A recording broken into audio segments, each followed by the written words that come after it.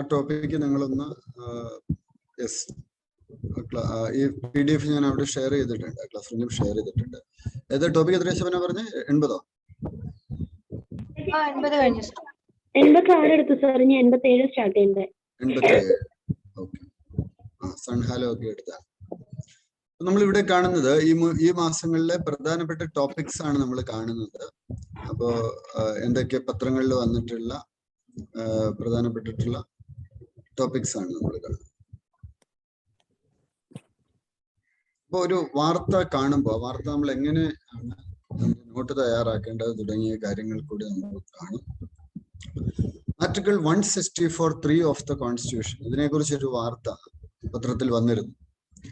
ഇത് കണ്ട ഉടനെ തന്നെ നിങ്ങൾ എന്ത് ചെയ്യണം എന്ന് ചോദിച്ചാൽ, നിങ്ങൾ നിങ്ങളുടെ ഇന്ത്യൻ പൊളിറ്റിയുടെ ടെക്സ്റ്റ് ബുക്ക് എടുക്കുക. ആ ടെക്സ്റ്റ് ബുക്ക് എടുത്തിട്ട് ഈ ആർട്ടിക്കിളുമായി ബന്ധപ്പെട്ട മറ്റു വിഷയങ്ങൾ കൂടി പഠിക്കാൻ ശ്രമിക്കുക. As the demand for online swearing in of the new government in Kerala gets louder, jurists say there is no legal infirmity in a government assuming office through online.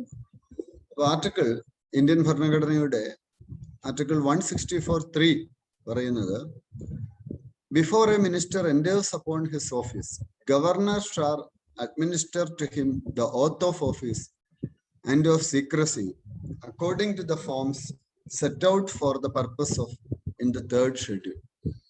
അപ്പോൾ minister ഉത്തരവാദിത്തം ഏറ്റെടുക്കുന്നതിന് മുമ്പ് മിനിസ്റ്റർ എന്ത് ചെയ്യണം? അദ്ദേഹം സത്യപ്രതിജ്ഞ ചെയ്യണം. അതിനെക്കുറിച്ചാണ് article 164(3) പരാമർശിക്കുന്നത്. ഇത് ഭരണഘടനയുടെ 3rd ഷെഡ്യൂളിലാണ് വരുന്നത്. ജസ്റ്റ് ആ ഒരു പോയിന്റ് നിങ്ങളൊന്ന് നോട്ട് ചെയ്ത് വെക്കുക. അടുത്ത ടോപ്പിക്കിലേക്ക് പോകുന്നു. ചീഫ് ഇലക്ഷൻ കമ്മീഷണർ സുപ്രീം കോടതിയെ സമീപിച്ചിരിക്കുന്നു. എന്തിനു വേണ്ടിയാണ് സുപ്രീം കോടതിയെ സമീപിച്ചിരിക്കുന്നത്? മദ്രാസ് ഹൈക്കോടതിയുടെ ഒരു വിധിക്കെതിരെ.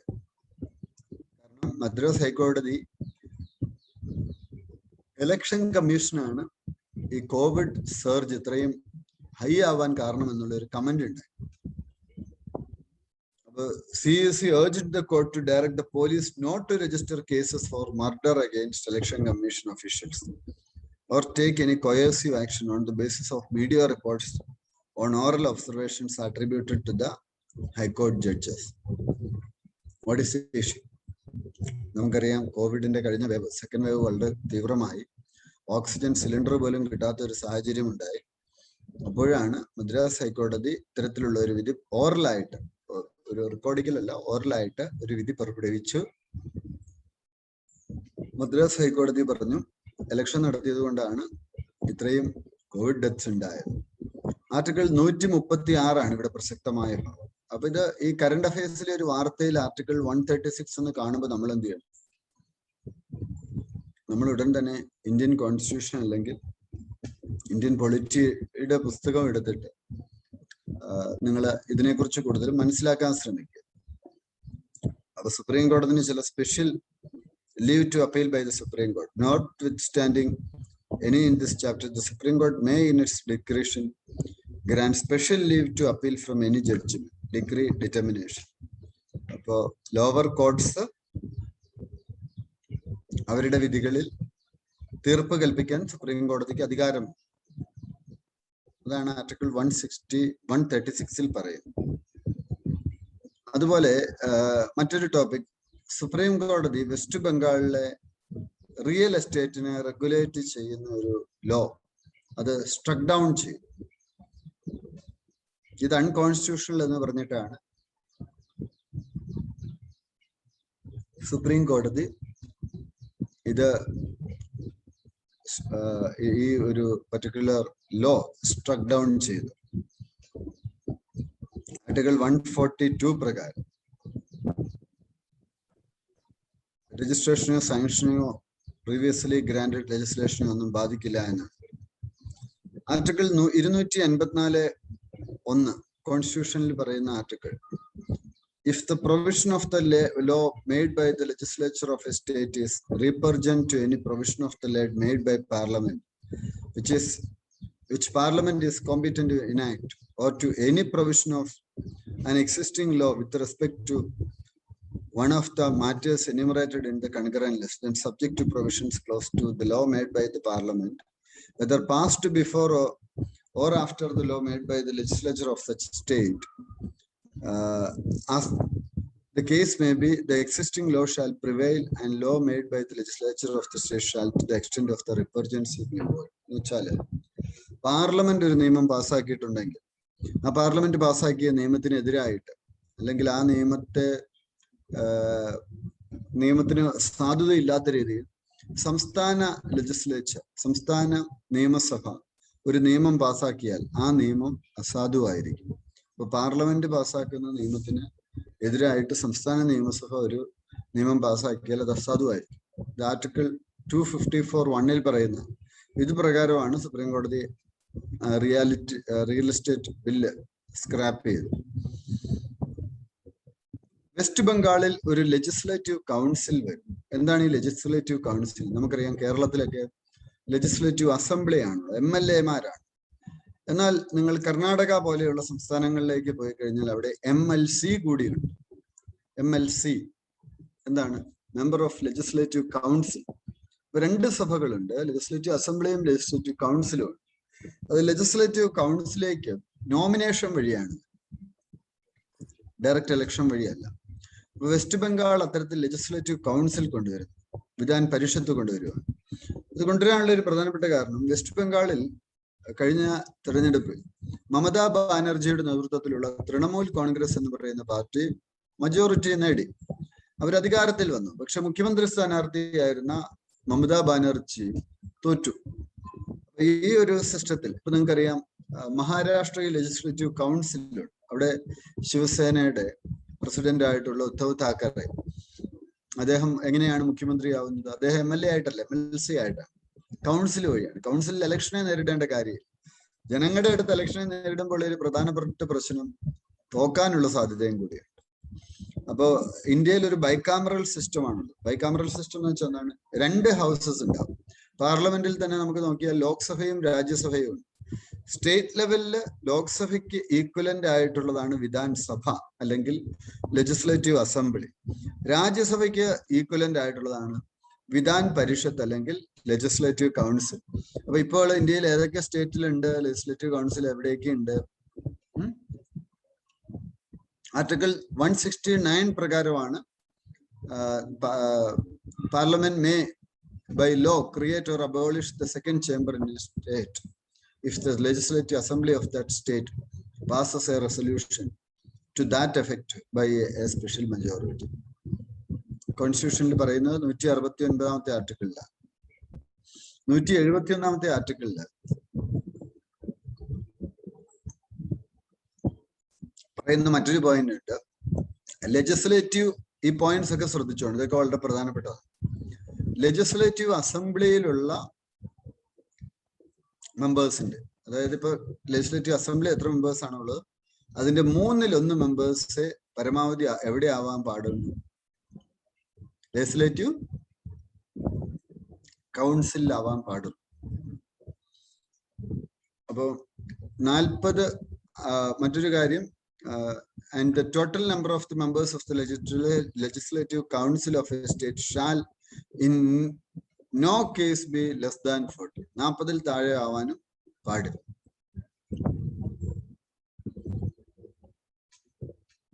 ഇവരെ നമ്മൾ എങ്ങനെയാണ് എടുക്കുന്നത്?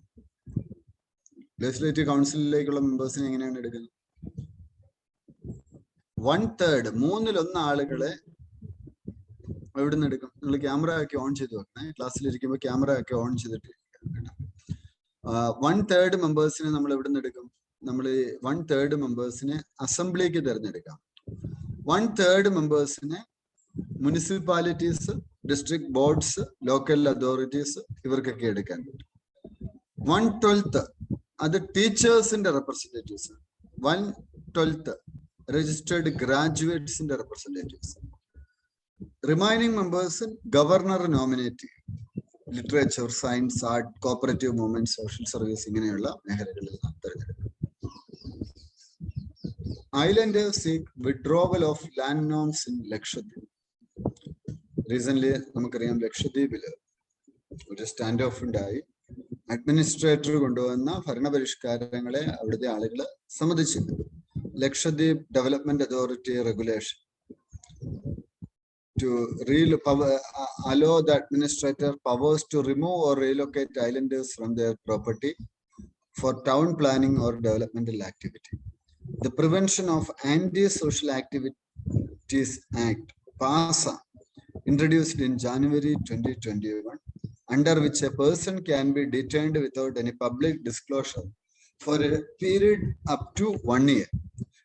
Government നീക്കത്തിനെതിരെ രണ്ട് രീതിയിലുള്ള വിമർശനങ്ങൾ വന്നു. ചിലർ പറഞ്ഞു അവിടെ കേസുകളൊന്നും ഇല്ലാതിരുന്ന ഒരു സ്ഥലമാണ്, അവിടെ എന്തിനാണ് ഇങ്ങനെയുള്ള ഒരു ആക്ടിവിറ്റി നടത്തുന്നത് എന്നുള്ള സൂചന വന്നു. പക്ഷെ അതിനുശേഷം നമ്മൾ മനസ്സിലാക്കിയ ഒരു കാര്യം, ശ്രീലങ്കൻ തീരത്ത് നിന്നുള്ള കള്ളക്കടത്തുകാരും മറ്റും ആയുധങ്ങൾ ലക്ഷദ്വീപിൽ ഒളിപ്പിച്ചിരുന്നു. അത് ഇന്റലിജൻസ് റിപ്പോർട്ട് ചെയ്തിരുന്നു. അപ്പൊ അത് രാജ്യസുരക്ഷയെ ബാധിക്കുന്ന ഒരു പ്രശ്നം. അവിടെ പോലീസിന്റെ ഇടപെടലുകൾ കൂടുതലായിട്ട് ആവശ്യമുണ്ട്. രണ്ട് ഡയമെൻഷനും നമ്മൾ മനസ്സിലാക്കും.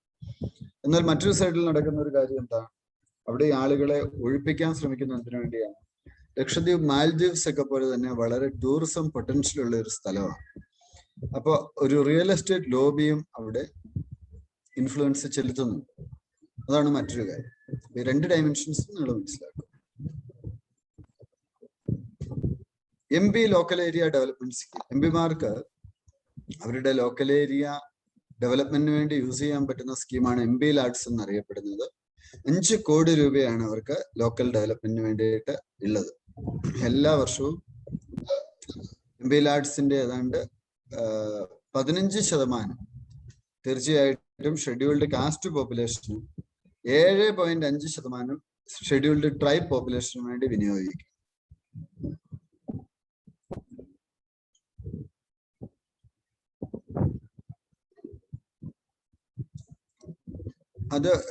അതിൽ 10% ഓഫ് ദ പ്രൊഡക്റ്റ് ഇംപ്ലിമെന്റേഷൻ എല്ലാ വർഷവും ഡിസ്ട്രിക്ട് അതോറിറ്റി ഇൻസ്പെക്ട് ചെയ്യുകയും ജില്ലാ കളക്ടേഴ്സ്.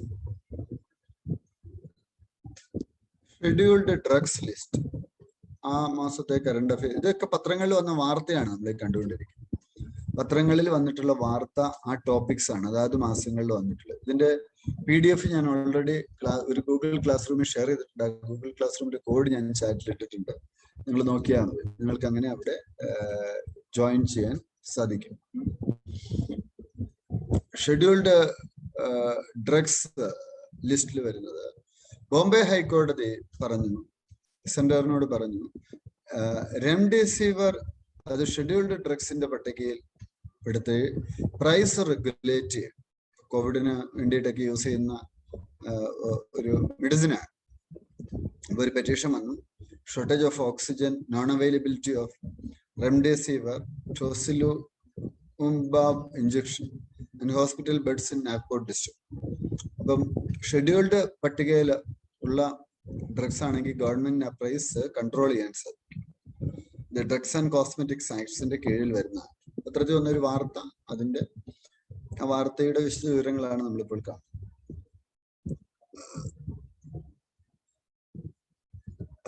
മെഡിക്കൽ ഡിവൈസസ് ഒക്കെ നമുക്ക് ഇമ്പോർട്ട് ചെയ്യണമെങ്കിൽ പ്രയർ മാൻഡേറ്ററി ഡിക്ലറേഷൻ ആവശ്യമില്ല അടുത്ത 3 മാസത്തേക്ക്. NRC, national registrar of citizens, Assam chief minister Himanta Biswa Sarma പറഞ്ഞു, അദ്ദേഹത്തിന്റെ ഗവൺമെന്റ് ഫേവർ ചെയ്യുന്നു എന്തിനെയാണ്, reverification of the updated list of citizens in districts that shared a border with Bangladesh and 10% in the remaining district. National register of സിറ്റിസൺസിൽ വർഷങ്ങളായി അസാമിലും മറ്റും കഴിയുന്ന പലരെയും പുറന്തള്ളി വിട്ടിട്ടുണ്ട്. അപ്പൊ അതാണ് ഒരു reason.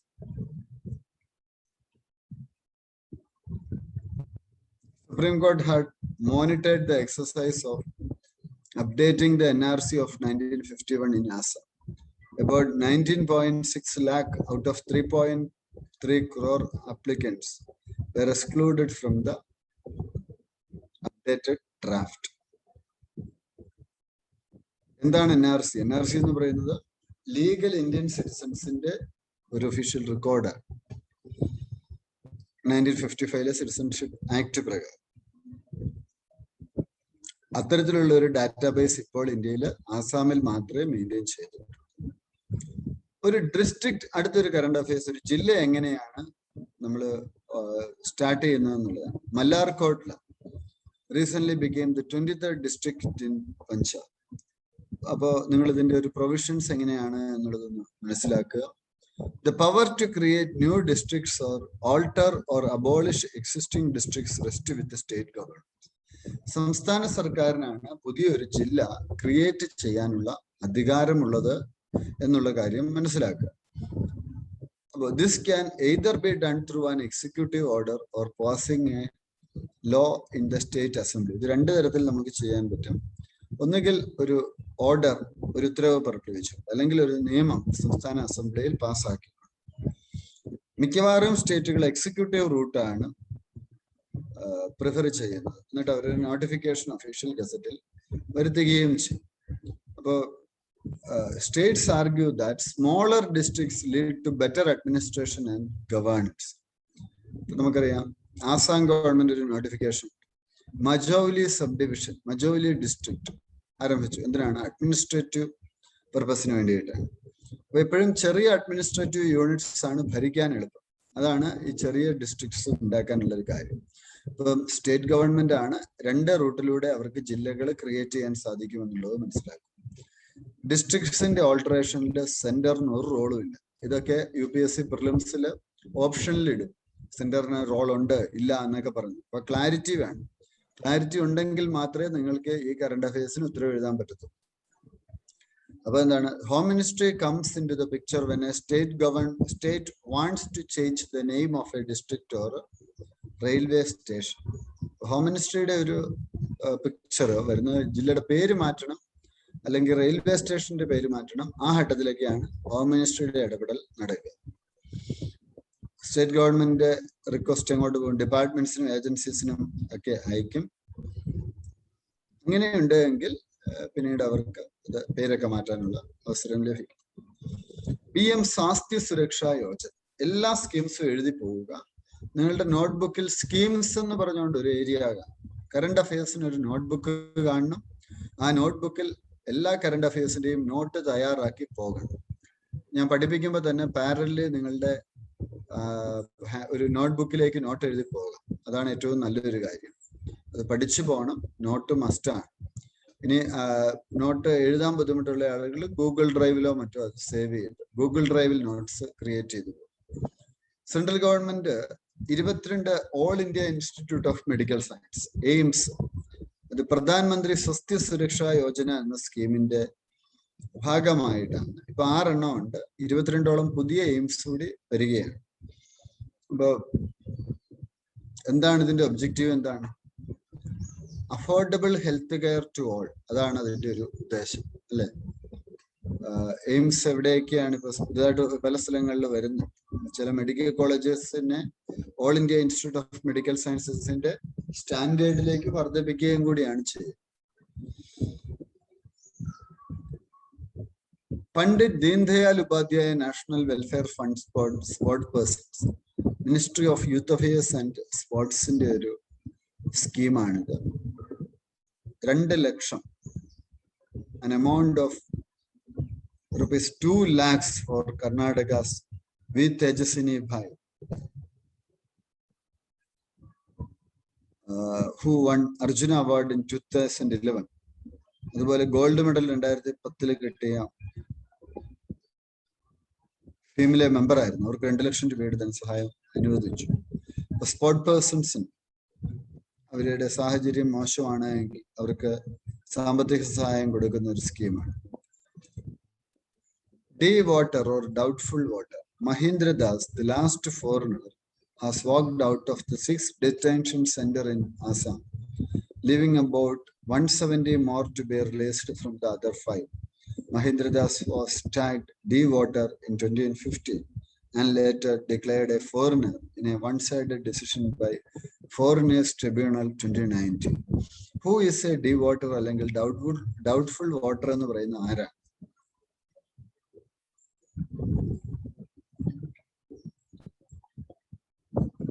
Those persons whose citizenship was doubtful nor was under dispute were categorized as the voters.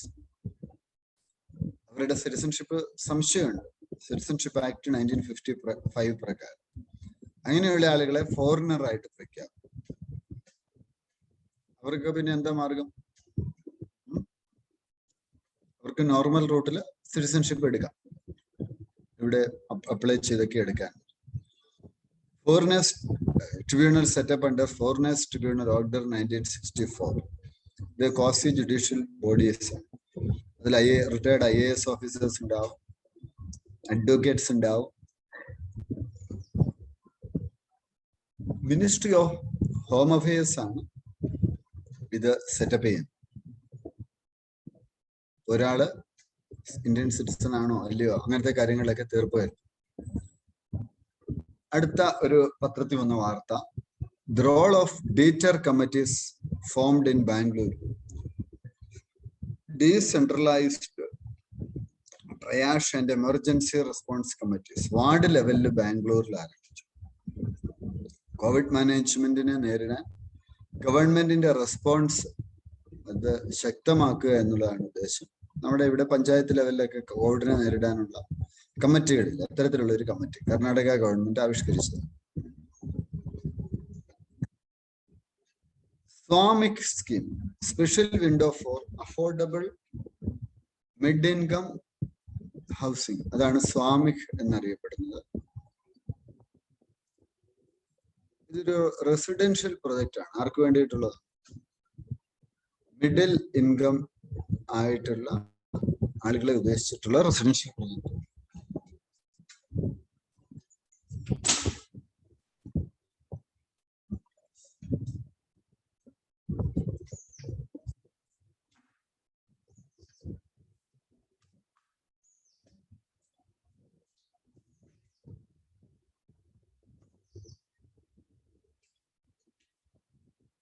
ഒരു മിനിറ്റ്.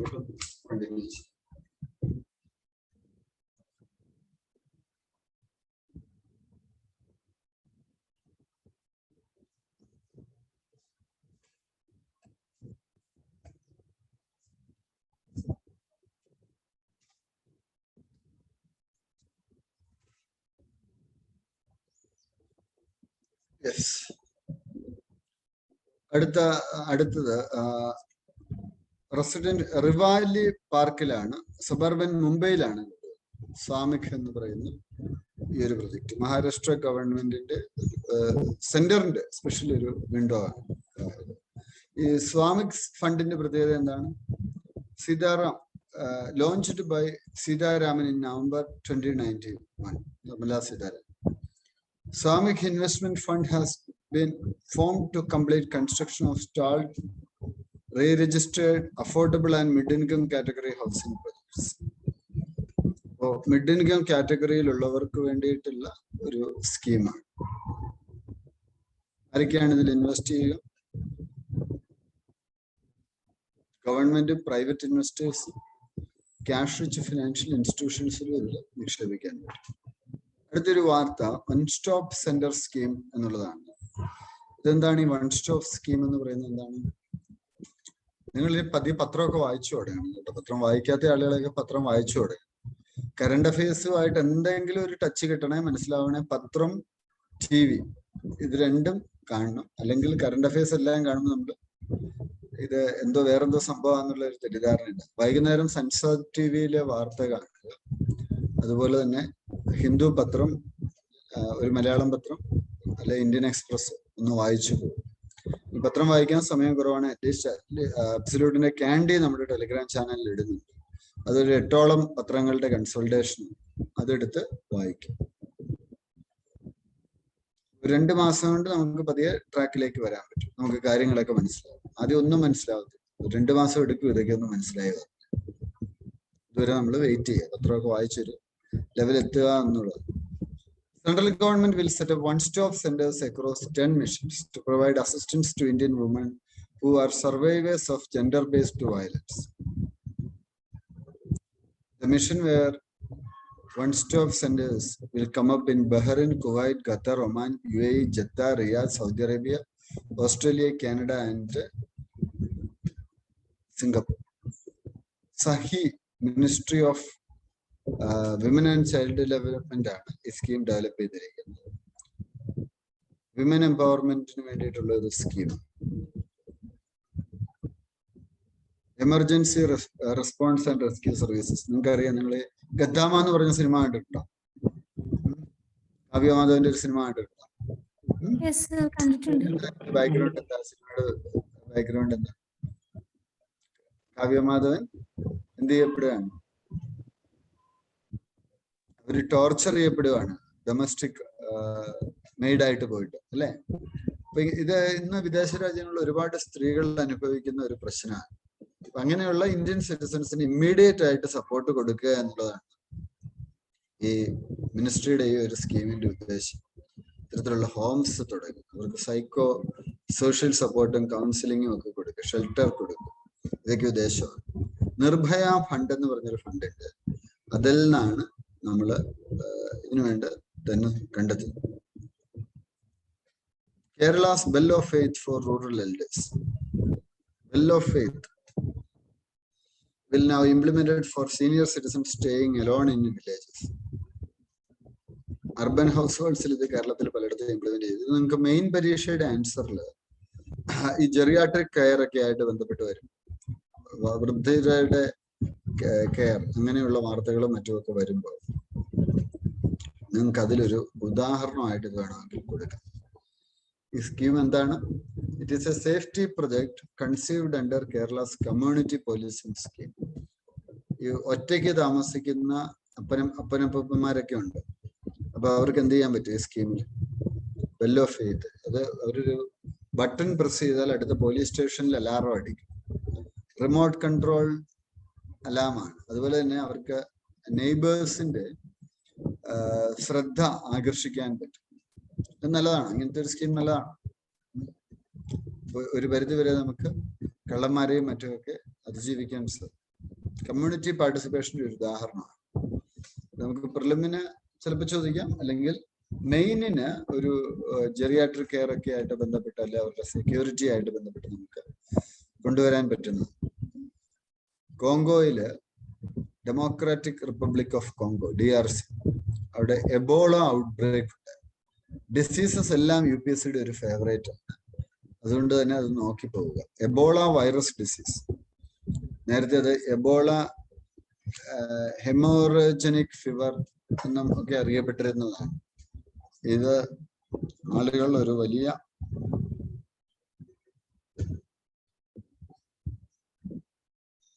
പ്രശ്നം ഉണ്ടാക്കുന്നു. ട്രാൻസ്മിഷൻ എങ്ങനെയാണ്? വൈൽഡ് ആനിമൽസിൽ നിന്നാണ് ഹ്യൂമൻ പോപ്പുലേഷനിലേക്ക് ഉണ്ടാകുന്നത്.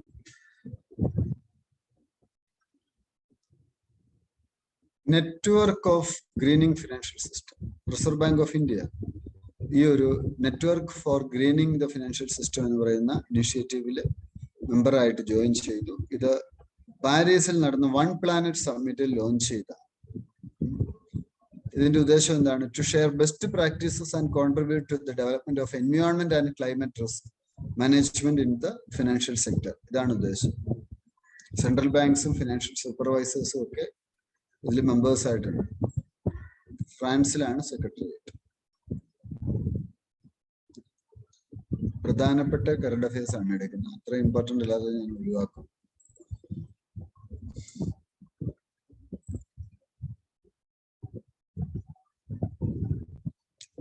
ക്യാബിനറ്റ് ഒരു പുതിയ പ്രപ്പോസൽ കൊണ്ടുവരുന്നു. Department of heavy industry production linked incentive scheme. എന്തിനു വേണ്ടിയിട്ടാണ്? Chemistry cells, battery storage. നമ്മൾ 50 GW ഡെവലപ്പ് ചെയ്യാൻ ഉദ്ദേശിക്കുന്നു. അതിന്റെ അപ്പൊ ഈ പ്രൊഡക്ഷൻ ലിങ്ക്ഡ് ഇൻസെന്റീവ് സ്കീം എന്ന് വെച്ചാൽ എന്താണ്?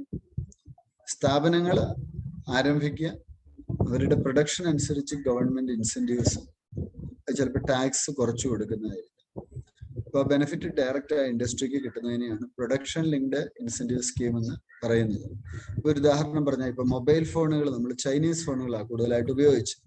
അപ്പൊ ഇന്ത്യയിൽ മൊബൈൽ ഫോൺ നിർമ്മിക്കുന്ന ആളുകൾക്ക് പ്രൊഡക്ഷൻ ലിങ്ക്ഡ് ഇൻസെന്റീവ് സ്കീം കൊടുക്കും. അപ്പൊ കൂടുതൽ ആളുകൾ നിർമ്മാണ രംഗത്തേക്ക് വരും. ഗവൺമെന്റ് ഓഫ് ഇന്ത്യയുടെ ഇപ്പോഴത്തെ ഒരു സ്കീമാണ് മേക്ക് ഇൻ ഇന്ത്യ, അതുപോലെ ആത്മനിർഭർ ഭാരത്. അപ്പൊ ഈ സ്കീമുകളൊക്കെ പ്രകാരം ഇന്ത്യയിൽ നമുക്ക് ഉൽപാദനം കൂട്ടാൻ വേണ്ടിയിട്ടാണ് ഇത്തരം സ്കീമുകൾ. അടുത്തൊരു ഡിസീസാണ് ലംബേ സ്കിൻ ഡിസീസ്. ഇതൊരു വൈറൽ ഇൽനസ്. കാറ്റിൽസിലും ബഫലോസിലും കണ്ടെത്തിയത്. ആഫ്രിക്കയിലും വെസ്റ്റ് ഏഷ്യയിലുമാണ് ഇത് അഫക്ട് ചെയ്തത്. ഇന്ത്യയിൽ ഇത് ഒറീസയിൽ 2019 കണ്ടെത്തിയത്. വാക്സിനേഷൻ മാത്രമാണ് പ്രതിവിധി. Mission four integrated development of horticulture 2250 കോടി രൂപ ഹോർട്ടിക്കൾച്ചർ ഡെവലപ്മെന്റിന് വേണ്ടി ഗവൺമെന്റ് മാറ്റി വെച്ചിരിക്കുന്നു. അതിൽ കുറെ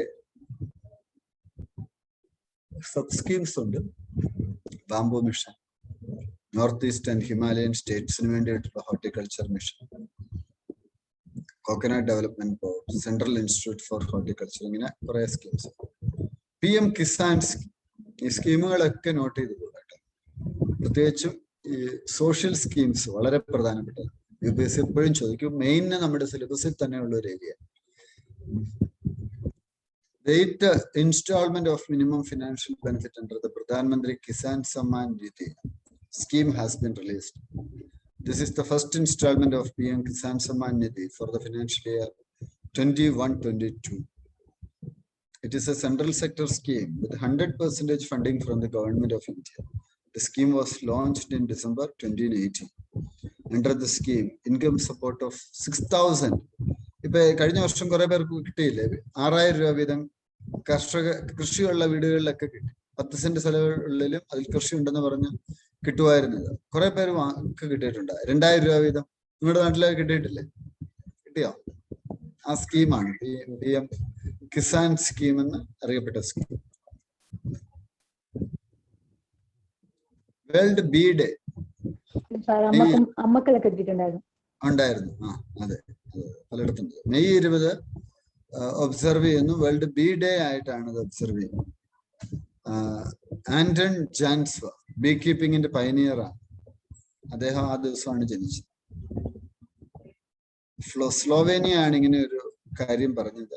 തീം എന്ന് പറഞ്ഞാൽ be engaged, build back better for bees. അതാണ് ഈ വർഷത്തെ തീം. ബീ കീപ്പിങ്ങിന് ഫാർമേഴ്സിന്റെ ഇൻകം ഡബിൾ ആക്കുന്നതാണ്. ഇത് ഒരു സസ്റ്റൈനബിൾ ആയിട്ടുള്ള ഒരു അഗ്രികൾച്ചറൽ ഡെവലപ്മെന്റിലും ഹെൽപ്ഫുൾ ആണ്. കഴിഞ്ഞ ദിവസം ഇവിടെയുള്ള ഒരു ബിഷപ്പുമായിട്ട് എനിക്കൊരു ഡിസ്കഷൻ ഉണ്ടായിരുന്നു. ഞാൻ ബിഷപ്പിനെ കാണാൻ പോയപ്പോൾ ബിഷപ്പിനോട് പറഞ്ഞു, അദ്ദേഹം ഒരു റിമോട്ട് ഏരിയയിൽ കുറെ 180ഓളം ഫാർമേഴ്സിനെ ഐഡന്റിഫൈ ചെയ്ത് അവിടെ ഈ ബീ കീപ്പിംഗ് സപ്പോർട്ട് ചെയ്യുക. അത് ഇൻകം ജനറേഷന് വേണ്ടിയിട്ടുള്ള ഒരു സ്കീമാണ്. ഗവൺമെന്റ് ആത്മനിർഭർ അഭിയാൻ പ്രകാരവും 500 കോടി രൂപ ഇതിനു വേണ്ടി മാറ്റിയിട്ട് ഹണി മിഷൻ ലോഞ്ച് ചെയ്തു. സീഡ് റെവല്യൂഷൻ ആണ് നമ്മൾ പ്ലാൻ ചെയ്യുന്നത്. സീഡ് റെവല്യൂഷൻ എന്തുമായി ബന്ധപ്പെട്ടതാണ്? ഹണിയായിട്ട് ബന്ധപ്പെട്ടതാണ്. ഹണി പ്രൊഡക്ഷനുമായി ബന്ധപ്പെട്ടതാണ് സീഡ് റെവല്യൂഷൻ എന്നുള്ളത്. നോക്കുക കേട്ടോ, ജിലേബി എന്നൊന്നും എഴുതി വെക്കരുത്. ഹണി മിഷൻ എന്നുള്ളത് നോർത്ത് വെക്കും. ഇന്ത്യ ലോകത്തിലെ ഏറ്റവും ടോപ്പ് 5 ഹണി പ്രൊഡ്യൂസേഴ്സിൽ ഒരാളാണ്. അതും പ്രധാനപ്പെട്ട ഒരു പോയിന്റാണ്. ഇസ്രായേലിന്റെ iron dome intercept rockets. Israel Palestine കോൺഫ്ലിക്റ്റിനെ കുറിച്ച് നമ്മുടെ അബ്സല്യൂട്ടിന്റെ യൂട്യൂബ് ചാനലില് ഇന്ത്യൻ റവന്യൂ സർവീസ് ഉദ്യോഗസ്ഥനായിട്ടുള്ള നിഷാന്ത് സാറ് ഒരു സീരീസ് ഓഫ് വീഡിയോസ് ചെയ്യുന്നുണ്ട്. എനിക്ക് തോന്നുന്നു ഇപ്പൊ തന്നെ ഒരു 14ഓളം വീഡിയോസ് ആയിട്ടുണ്ട്. ബാക്കി ഇടുന്നുണ്ട്. നിങ്ങളെല്ലാവരും അത് ആദ്യം തൊട്ട് നിങ്ങൾക്ക് ഫ്രീ ടൈം തൊട്ട് അതൊന്ന് കാണണം. അത് നിങ്ങൾക്ക് വളരെ കാര്യം ഇസ്രായേൽ ഇഷ്യൂ എന്ന് പറയുന്ന ഇത്തവണത്തെ വളരെ പ്രധാനപ്പെട്ട ഒരു വിഷയമാണ്. അപ്പൊ അതുകൊണ്ട് തന്നെ നമ്മളെ സംബന്ധിച്ചത് വളരെ പ്രാധാന്യം അർഹിക്കുന്ന ഒരു സംഗതി കൂടിയാണ് എന്നുള്ളത് മനസ്സിലാക്കുക. ആ ഇഷ്യൂസ് ഇത്ര ഡീറ്റെയിൽഡ് ആയിട്ട് നിങ്ങൾക്ക് മനസ്സിലാക്കാൻ ഒരുപക്ഷെ ഒരു അവസരം ഉണ്ടാവില്ല. അദ്ദേഹത്തിന്റെ ആ വീഡിയോസ് എല്ലാം തന്നെ നിങ്ങൾ എല്ലാവരും കാണണം. പ്രത്യേകിച്ചും നമ്മുടെ പുതിയ ബാച്ചിലുള്ള ആളുകളെയൊക്കെ സംബന്ധിച്ച് അവർക്ക് ഇപ്പൊ സമയമുണ്ട്. ഫുൾ ഫ്ലെഡ്ജ്ഡ് ക്ലാസ്സസ് ഒന്നും ആരംഭിച്ചിട്ടില്ല. അദ്ദേഹം വളരെ ഡീറ്റെയിൽഡ് ആയിട്ട് ഈ കാര്യങ്ങൾ വിശദീകരിച്ചിട്ടുണ്ട്. അബ്സല്യൂട്ടിന്റെ ചാനലിൽ പോയിട്ട് നിങ്ങൾ നോക്കിയാൽ മതി. നിങ്ങൾ ഇസ്രായേൽ പലസ്തീൻ കോൺഫ്ലിക്റ്റ് ആ വീഡിയോ സീരീസ് നോക്കി കഴിഞ്ഞാൽ നിങ്ങൾക്ക് കാണാൻ പറ്റും. അപ്പൊ അത് നിങ്ങൾ ഉറപ്പായിട്ടും അത് വാച്ച് ചെയ്യും. അപ്പോ ഈ അയൺ ഡോം എന്ന് വെച്ചാൽ എന്താണ്? ഇവിടെ അവിടുന്ന് ധാരാളം റോക്കറ്റ്സ് ഗാസയിൽ നിന്നും മറ്റുമൊക്കെ ഇസ്രയേലിലേക്ക് വരും. അയൺ ഡോം എന്ന് പറയുന്നത് ഒരു എയർ ഡിഫൻസ് സിസ്റ്റമാണ്. അപ്പൊ ഈ അയൺ ഡോമിന്റെ പ്രത്യേകത, it appeared that the rockets are hitting and ഇൻവിൻസ്. അത് short range ground air defence സിസ്റ്റമാണ്. റഡാർ അതിലുണ്ട്, തമീർ ഇന്റർസെപ്റ്റർ ഉണ്ട്. ഈ മിസൈലിനെ തടുത്തു നിർത്തുന്നതിനെയാണ് നമ്മൾ എന്തെന്ന് പറയുന്നത്? ഇന്റർസെപ്റ്റർ എന്ന് പറയും. മിസൈൽ അപകടം ഉണ്ടാക്കരുത്. That track and neutralises the rockets. അപ്പൊ അതിനെ ന്യൂട്രലൈസ് ചെയ്ത് കളയും. അതാണ് ചെയ്യുന്നത്. ഇസ്രായേൽ എന്നൊക്കെ പറഞ്ഞ ഒരു കുഞ്ഞു രാജ്യമാണ്. അപ്പുറേന്ന് കല്ല് പെറുക്കി എറിഞ്ഞാൽ ഇവിടെ വീഴും. അത്രയും അടുത്താണ് ഈ പലസ്തീനും ഇസ്രയേലും അതുപോലെ ഗാസ മുനമ്പും ഒക്കെ തന്നെ ഉള്ളത്. അപ്പോ ഇത് റോക്കറ്റ്സിനെ കൗണ്ടർ ചെയ്യാനും മോട്ടാർസിനെ കൗണ്ടർ ചെയ്യാനും ഒക്കെ തന്നെ സഹായിക്കും. ഇന്ത്യക്ക് S-400 എന്ന് പറയുന്ന ഒരു സിസ്റ്റമാണ് നമുക്ക്. അതുപോലെ തന്നെ ഇന്ത്യക്ക് ആകാശ് എന്ന് പറയുന്ന short range surface to air missiles ഉണ്ട്. റഷ്യൻ സിസ്റ്റം പെച്ചോര എന്ന് പറയുന്ന സിസ്റ്റവും നമുക്ക്.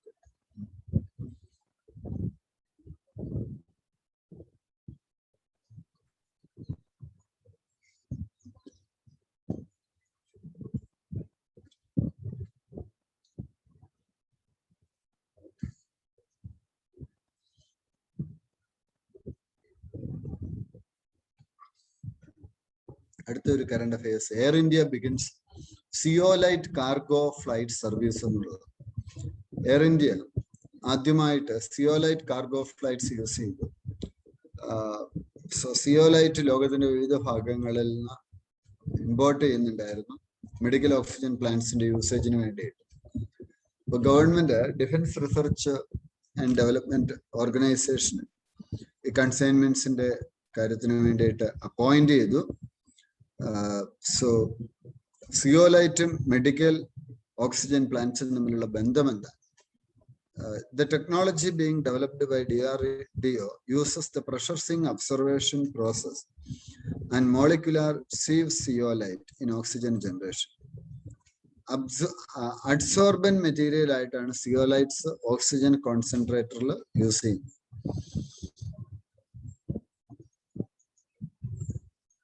In high pressure, the surface area of zeolites increases and this is capable of absorbing large quantities of nitrogen.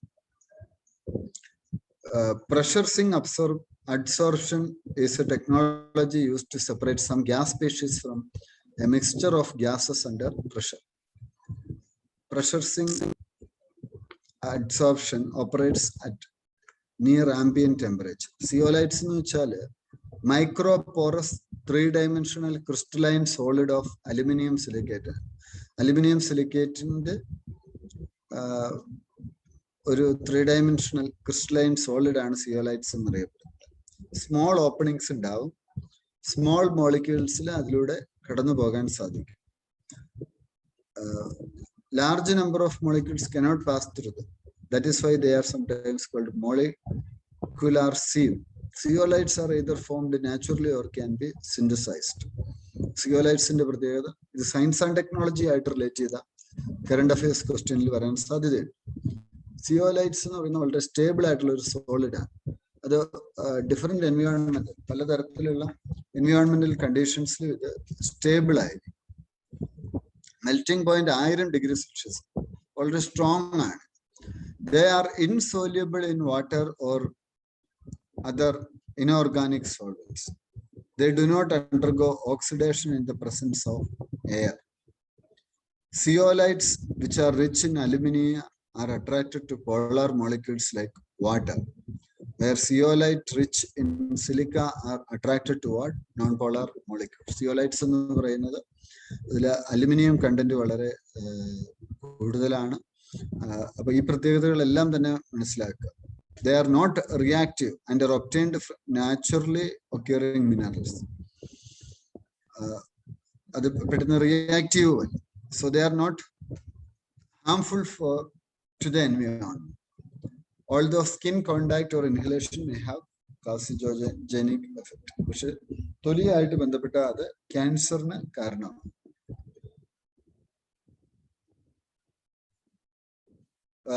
To D G എന്ന് പറഞ്ഞാൽ എന്താണ്? DRDO develop ചെയ്ത COVID-19 വേണ്ടിയിട്ടുള്ള ഓറൽ ഡ്രഗാണ് 2DG. ഇത് വൈറസ് ഇൻഫെക്റ്റഡ് സെൽസിനെയൊക്കെ the drug accumulates and prevents the growth of the virus by stopping viral synthesis and energy production. MyLab എന്ന് വെച്ചാൽ ഇത് സെൽഫ് ടെസ്റ്റിംഗ് കോവിഡ് കിറ്റ് ആണ്. MyLab എന്ന് അറിയപ്പെടുന്നത്. നമുക്ക് സ്വന്തമായിട്ട് ടെസ്റ്റ് ചെയ്യാൻ പറ്റും. നാസയുടെ Parker solar probe detected a natural radio signal that revealed the spacecraft had flown through the planet's upper atmosphere.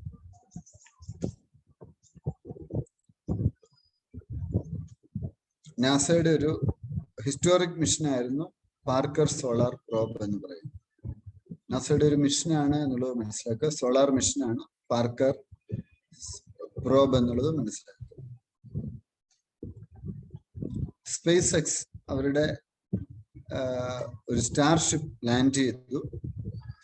Elon മസ്കിന്റെ സ്പേസ് എക്സ് കമ്പനി നിങ്ങൾക്കറിയാം അല്ലെ? ബഹിരാകാശത്തേക്ക് ടൂറിസ്റ്റുകളെ കൊണ്ടുപോകുന്ന കമ്പനിയാണ്. സഞ്ചാരികളെയൊക്കെ കൊണ്ടുപോകുന്നു. അതുപോലെ തന്നെ കൊമേഴ്ഷ്യൽ ആയിട്ടുള്ള ധാരാളം റോക്കറ്റ്സ് അവര് വിക്ഷേപിച്ചിട്ടുണ്ട്. ഉപഗ്രഹങ്ങളും മറ്റുമൊക്കെ വിക്ഷേപിച്ചിട്ടുണ്ട്. സ്പേസ് എക്സ് ടെസ്ലയുടെയൊക്കെ ഫൗണ്ടർ ആയിട്ടുള്ള എലോൺ മസ്ക്, അദ്ദേഹത്തിന്റെ തന്നെ ബഹിരാകാശ കമ്പനിയാണ്.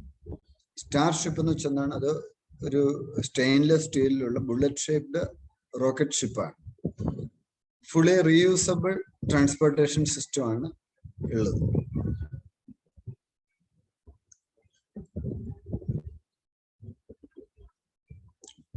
അതുപോലെ നാസ അവരുടെ ആർടെമിസ് പ്രോഗ്രാമിന് വേണ്ടിയിട്ട് സ്പേസ് എക്സിനെ ഒരു ലാൻഡർ സെറ്റ് ചെയ്യാൻ വേണ്ടിയിട്ട് അവരെ സമീപിച്ചിട്ടുണ്ട്. ചൈനയുടെ റോക്കറ്റ് പരാജയമായി. അത് ഇന്ത്യൻ ഓഷ്യനിൽ മാൽദീവ്സിന് അടുത്ത് പതിച്ചു. China's long March rocket.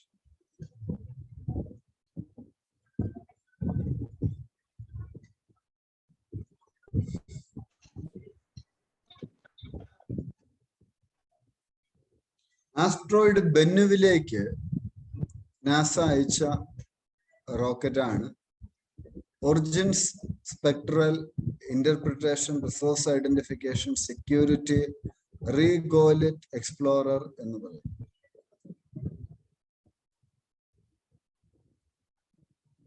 ഈ ടിയാൻമെനൊക്കെ നമ്മൾ പലതവണ ചൈനയുടെ സൂറൂങ് റോവർ, ചൈനയുടെ അൺക്രൂഡ് ടിയാൻമെൻ 1 സ്പേസ് ക്രാഫ്റ്റ് മാർസിൽ ലാൻഡ് ചെയ്തു.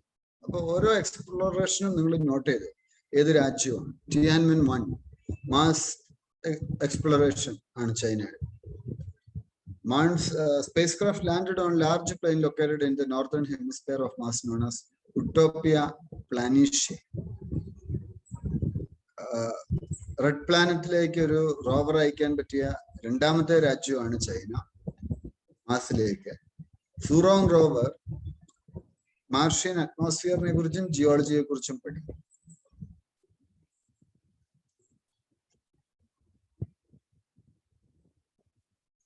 ചൈന കൂടാതെ US മാത്രമാണ് റോവേഴ്സിന് മാർസിലേക്ക് അയക്കാൻ സാധിച്ചിട്ടുള്ള രാജ്യം.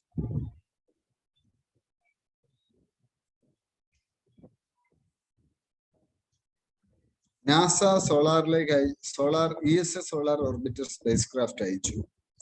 അത് യൂറോപ്യൻ സ്പേസ് ഏജൻസിയുടെ സഹകരണത്തോടു കൂടിയാണ് അയച്ചത്. National Payment Corporation of India, NPCI, has refused to ban cryptocurrency transactions.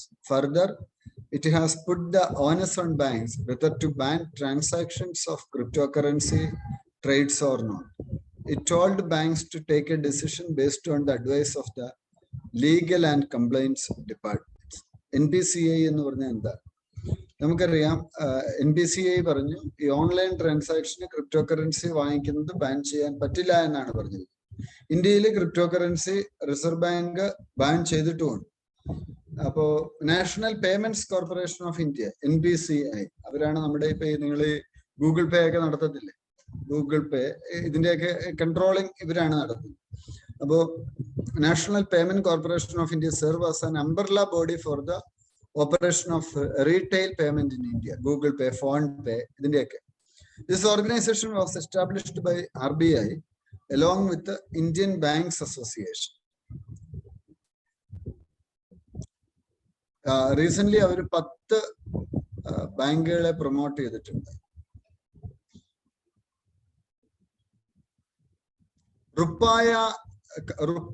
RuPay NPCIയുടെ product ആണ്. റുപ്പേ കാർഡില്ല, നമുക്കിപ്പോ ബാങ്കിൽ നിന്ന് കിട്ടുന്ന കാർഡ് ചിലപ്പം റുപ്പിയ കാർഡ് ആയിരിക്കും ലേറ്റസ്റ്റ് ആയിട്ട് വരുന്നത്. അതൊക്കെ ഈ NPCI ആണ് പുറത്തിറക്കിയിട്ടുള്ളത്. അതുപോലെ UPI, നമ്മൾ UPI ട്രാൻസാക്ഷൻ നടത്തുക, അതും NPCIയുടെ പ്രൊഡക്റ്റ് ആണ്. ഇത് മനസ്സിലായിക്കോണം. UPI എന്താണ് എന്നുള്ള രീതിയിലൊക്കെ UPSC ചോദ്യം ചോദിക്കും. UPI നമ്മൾ ട്രാൻസാക്ഷൻ നടത്തും. Bhim, Bharat enterprise for money, Bhim, Bharat bill payment system, ഇതൊക്കെ NPCIയുടെ കൺട്രോളിൽ വരുന്നു.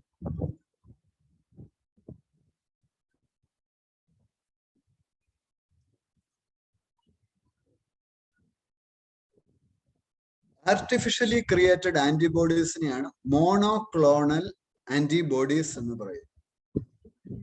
ആർട്ടിഫിഷ്യലി നമ്മുടെ ബോഡിയിൽ ഒരു ഇമ്മ്യൂൺ സിസ്റ്റം ഡെവലപ്പ് ചെയ്യാൻ വേണ്ടി ക്രിയേറ്റ് ചെയ്യുന്നത്.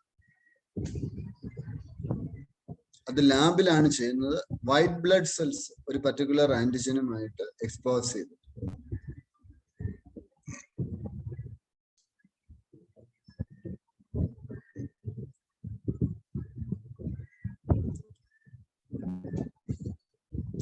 ഗ്ലോബൽ ഫോറസ്റ്റ് ഗോൾസ് റിപ്പോർട്ട് UN-ന്റെ റിപ്പോർട്ടാണ്, പുറത്തു വന്നിട്ടുണ്ട്.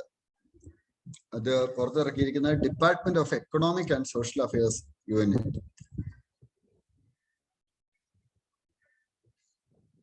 ഗ്രീൻ പാനൽ ഗ്രേറ്റ് നിക്കോബാർ പ്ലാനിന് അലോ ചെയ്തിരിക്കുന്നു. എൻവയോൺമെന്റൽ appraisal committee infrastructure, one of the Ministry of Environment, Forest and Climate Change has flagged a serious concern about Nidhi Ayog's ambitious project for Greater Nicobar Island. ഒരു greater നമുക്കറിയാം ആൻഡമാനിലും നിക്കോബാറിലും വലിയ എൻവയോൺമെന്റൽ hazardous ആയിട്ടുള്ള അല്ലെങ്കിൽ പരിസ്ഥിതിക്ക് ദോഷം വരുന്ന തരത്തിലുള്ള വലിയൊരു ഇൻഫ്രാസ്ട്രക്ചർ ഡെവലപ്മെന്റ് പ്രൊജക്ട് വരികയാണ്. അവിടെ ഒരു ഗ്രീൻഫീൽഡ് എയർപോർട്ട് വരുന്നുണ്ട്, പവർ പ്ലാന്റ് വരുന്നുണ്ട്, ടൗൺഷിപ്പ് കോംപ്ലക്സ് വരുന്നു. 75,000 കോടിയുടെ പ്രൊജക്റ്റാണ്. 166 സ്ക്വയർ കിലോമീറ്ററിലാണ്.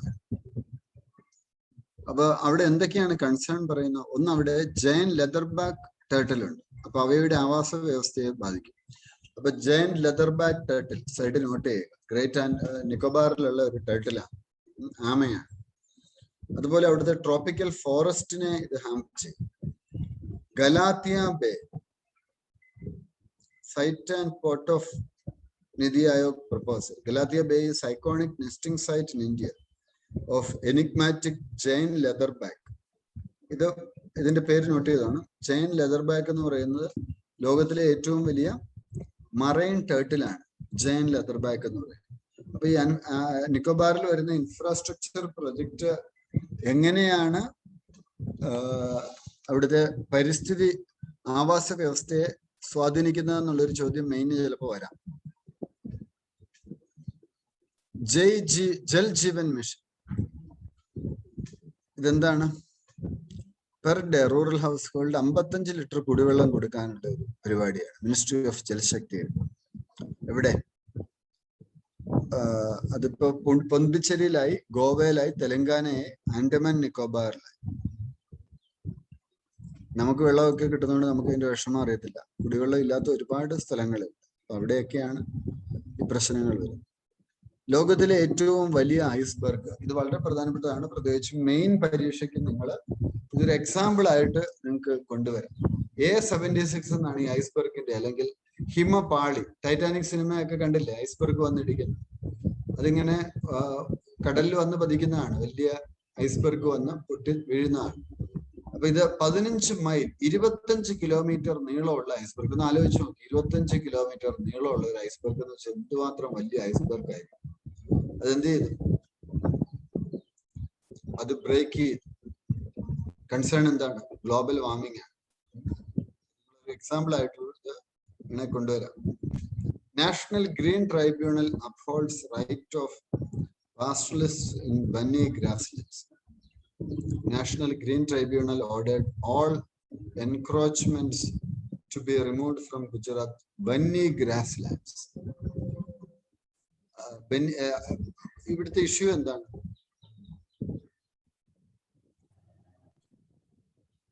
അവിടുത്തെ ഒരു ലോക്കൽ ട്രൈബൽ കമ്മ്യൂണിറ്റി ഉണ്ട്, മാൽദാരി കമ്മ്യൂണിറ്റി. അവർക്ക് അവിടെ ഫോറസ്റ്റ് ഡ്വെല്ലിംഗ് റൈറ്റ്സ്, അവിടുന്ന് ചെറിയ ചെറിയ സാധനങ്ങളൊക്കെ കളക്ട് ചെയ്യും.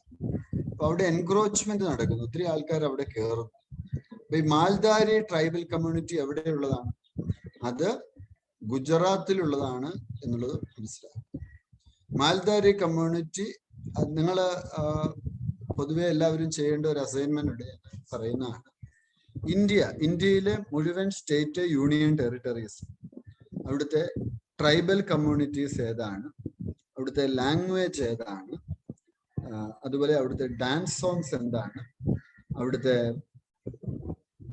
ആർട്ട് ആൻഡ് കൾച്ചറുമായി ബന്ധപ്പെട്ട ഹിസ്റ്റോറിക് മോണ്യുമെന്റ്സ് എന്തൊക്കെയാണ്, അതുപോലെ അവിടെയുള്ള നാഷണൽ പാർക്സ് ഏതാണ്, ബയോസ്ഫിയർ റിസർവ് ഏതാണ്, രാംസാർ സൈറ്റ്സ് ഏതാണ്, യുനെസ്കോയുടെ വേൾഡ് ഹെറിറ്റേജ് സൈറ്റ്സ് ഏതൊക്കെയാണ് അവിടെ, അതുപോലെ ബ്രിട്ടീഷ് കാലഘട്ടത്തിന് മുമ്പ് ആ പ്രദേശം എന്ത് പേരിലാണ് അറിയപ്പെട്ടത്? ഇപ്പൊ കേരളം ട്രാവൻകൂർ, കൊച്ചി ഇങ്ങനെ അറിയപ്പെട്ടിരുന്നു അല്ലെ, ട്രാവൻകൂർ, കൊച്ചി. അപ്പൊ പിന്നെ ബ്രിട്ടീഷ് ഇപ്പൊ ആ സ്റ്റേറ്റിന്റെ ക്യാപിറ്റൽ ഏതാണ്, അവിടുത്തെ ലാംഗ്വേജ് ഏതാണ്, അത് ഇന്ത്യയുടെ മാപ്പിൽ എവിടെയാണ്? ഇന്ത്യ ആദ്യം മാപ്പ് വരയ്ക്കാൻ പഠിക്കും. ഇത്രയും കാര്യങ്ങൾ ഡീറ്റെയിൽഡ് ആയിട്ടൊരു അസൈൻമെന്റ് ആയിട്ട് നിങ്ങൾ എഴുതണം അവിടുത്തെ. അതുപോലെ അവിടുത്തെ പ്രധാനപ്പെട്ട ഡാൻസേഴ്സ്, റൈറ്റേഴ്സ്. ഇപ്പൊ ഭരതനാട്യമാണ് ഒരു സ്ഥലം, തമിഴ്നാട്. ഇപ്പൊ തമിഴ്നാട് നിങ്ങൾ എടുത്തു, ഭരതനാട്യം ആണെങ്കിൽ ഭരതനാട്യത്തിലെ പ്രധാനപ്പെട്ട പ്രൊപ്പോണൻസ് ആരാണ്, അതുപോലെ മ്യൂസിക് ആരൊക്കെയാണ് അവിടുത്തെ അതുപോലെ ഫ്രീഡം ഫൈറ്റേഴ്സ്, ഏറ്റവും പ്രധാനപ്പെട്ട ആളുകൾ ആരാണ്. ഇതൊരു അസൈൻമെന്റ് ആയിട്ട് 2 ആഴ്ചക്കുള്ളിൽ എനിക്ക് ചെയ്തയക്കുക കേട്ടോ, അക്രോസ് ഇന്ത്യ. അപ്പൊ നിങ്ങൾക്ക് നല്ലൊരു ക്ലാരിറ്റി, ഇന്ത്യയെ കുറിച്ചൊരു ക്ലാരിറ്റി. അപ്പൊ മാൽദാരി കമ്മ്യൂണിറ്റി ഗുജറാത്തിലാണ് എന്നുള്ളത് മനസ്സിലായി. ബെന്നി ഗ്രാസ് ലാൻഡ് ഗുജറാത്തിലെ ഒരു പ്രധാനപ്പെട്ട ഗ്രാസ് ലാൻഡ് ആണ്. അവിടെ വെറ്റ്ലാൻഡ്സും ഡാൻസും, വെറ്റ്ലാൻഡ്സ് തണ്ണീർത്തടങ്ങളും ഉണ്ട്, ഗ്രാസ് ലാൻഡ്സ് പുൽമേടുകളും. ഗ്രീൻലാൻഡ് ഐസ് ഷീറ്റ്സിൽ ധാരാളം മെർക്കുറി ഫൗണ്ട് ചെയ്തു എന്നാണ് പറയുന്നത്.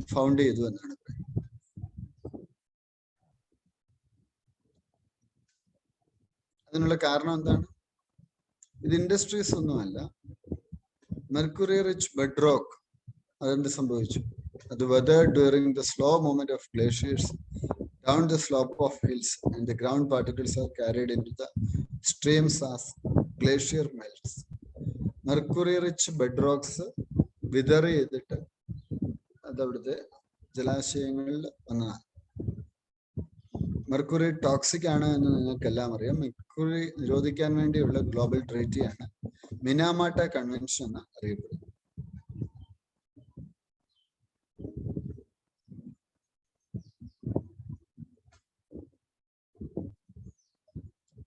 National Mission on the use of biomass in coal-based thermal power plants. Thermal power plants biomass use ചെയ്യാൻ വേണ്ടിയിട്ടുള്ളത്.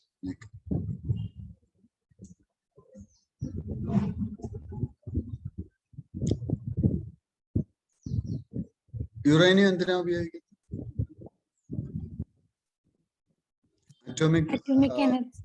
അറ്റോമിക് എനർജി റിലീസിങ്ങിന് വേണ്ടിയാണ് യൂസ് ചെയ്യുന്നത്. അപ്പൊ എന്ത് ചെയ്തു? ATS, anti terrorism squad 7 kilo natural uranium, അതിന്റെ വില 21 കോടി വരും, 2 പേരെ അറസ്റ്റ് ചെയ്തു. അപ്പൊ ഇത് നാച്ചുറലി എവിടെ ഉണ്ടാവും? സോയിലുണ്ട്, കുറച്ചൊക്കെ കിട്ടും, റോക്കിലും വാട്ടറിലും ഒക്കെ ഉണ്ട്. Uranium that has a silvery gray metallic appearance is mainly used in nuclear power plants due to its unique nuclear properties.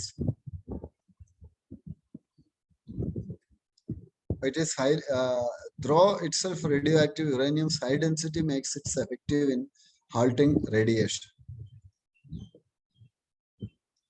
അപ്പൊ ഏതാണ്ട് മെയില് നമ്മൾ കറണ്ട് അഫയേഴ്സ് കഴിഞ്ഞു. ഇനി ജൂൺ തൊട്ടുള്ള കറണ്ട് അഫയേഴ്സ് പോവാണ്. ജൂൺ തൊട്ടുള്ള കറണ്ട് അഫയേഴ്സ് ആർക്ക് പ്രധാനപ്പെട്ടതാണ്?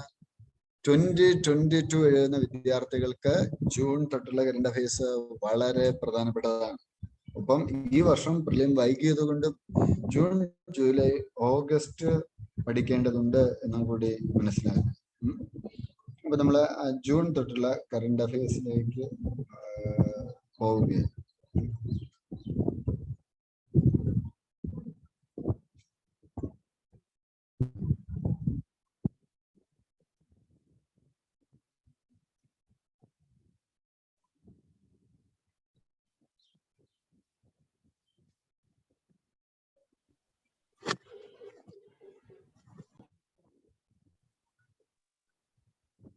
വേറെ എന്തെങ്കിലും സംശയമുണ്ടോ?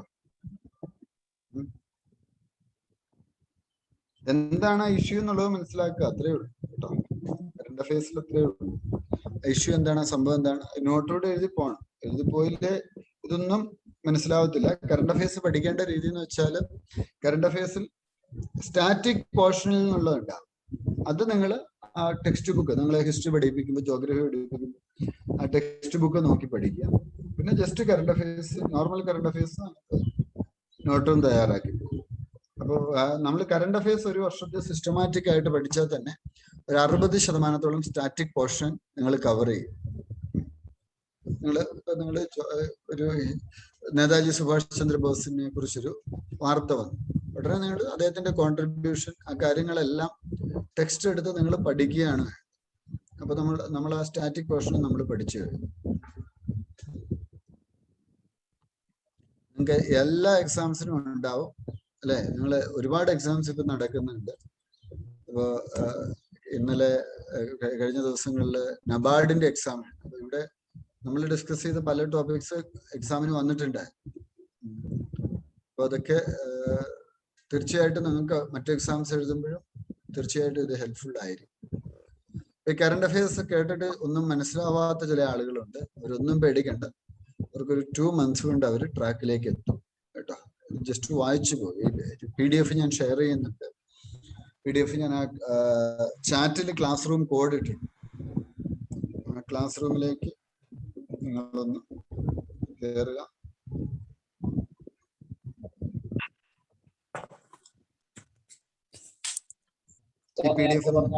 അസൈൻമെന്റ് ഇന്ത്യയെ കുറിച്ച് നിങ്ങൾ ഡീറ്റെയിൽഡ് ആയിട്ട് എഴുതുക. ഇന്ത്യയെ കുറിച്ച് ഡീറ്റെയിൽഡ് എന്ന് പറഞ്ഞാൽ എന്താണ്? ഇന്ത്യ, ഞാൻ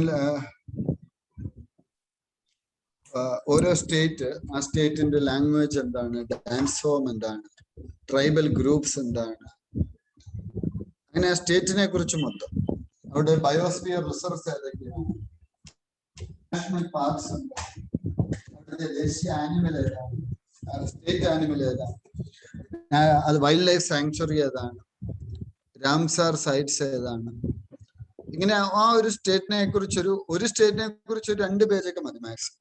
ചെറിയ ബുള്ളറ്റ് പോയിന്റ് ആയിട്ട്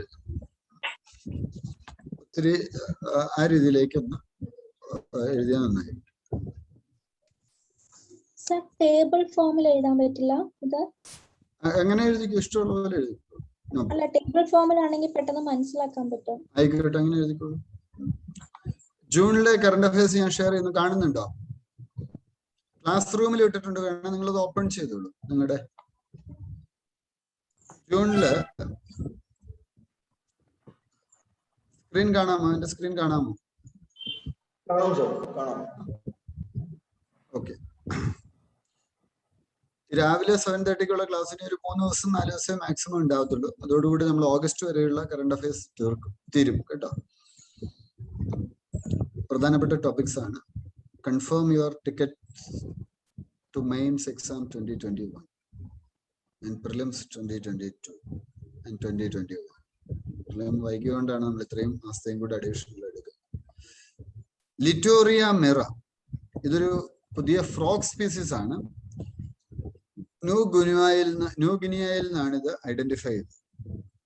ചോക്ലേറ്റ് കളേർഡ് ആണ്. ഈ കറണ്ട് അഫയേഴ്സ് പ്രിന്റ് എടുത്തിട്ട് മാർക്ക് ചെയ്ത് വെച്ചാലും മതി, അങ്ങനെ ഫയൽ ചെയ്താലും മതി കേട്ടോ. എഴുതാൻ ബുദ്ധിമുട്ടുണ്ടെങ്കിൽ ജസ്റ്റ് ഒരു പ്രിന്റ് എടുത്തിട്ട് മാർക്ക് ചെയ്താലും മതി. ഫ്ലൂറസൻ പേന വെച്ച് മാർക്ക് ചെയ്യുക. ഫ്ലൂറസൻ പേന ഒരെണ്ണം വാങ്ങിക്കുക.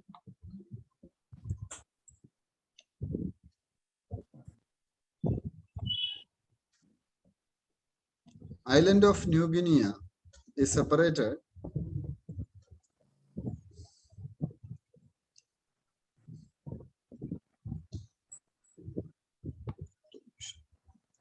സ്ക്രീൻ വായിക്കാൻ പ്രയാസമുണ്ടോ? വലുതാക്കണം, കുറച്ചുകൂടി കാണാമല്ലോ. വലുതാക്കാം, അപ്പൊ കുറച്ചുകൂടെ നന്നായിട്ട്.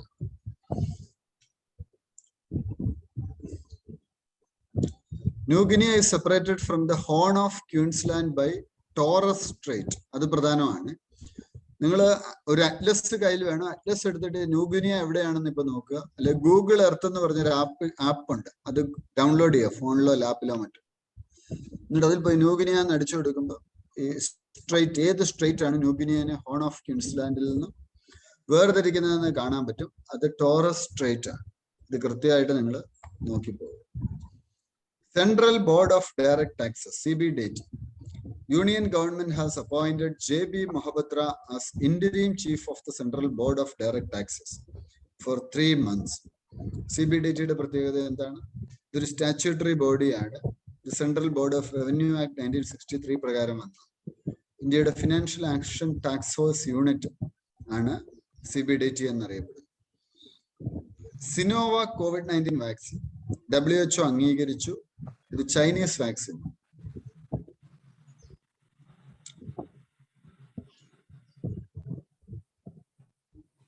Independent experts working on behalf of the United Nations.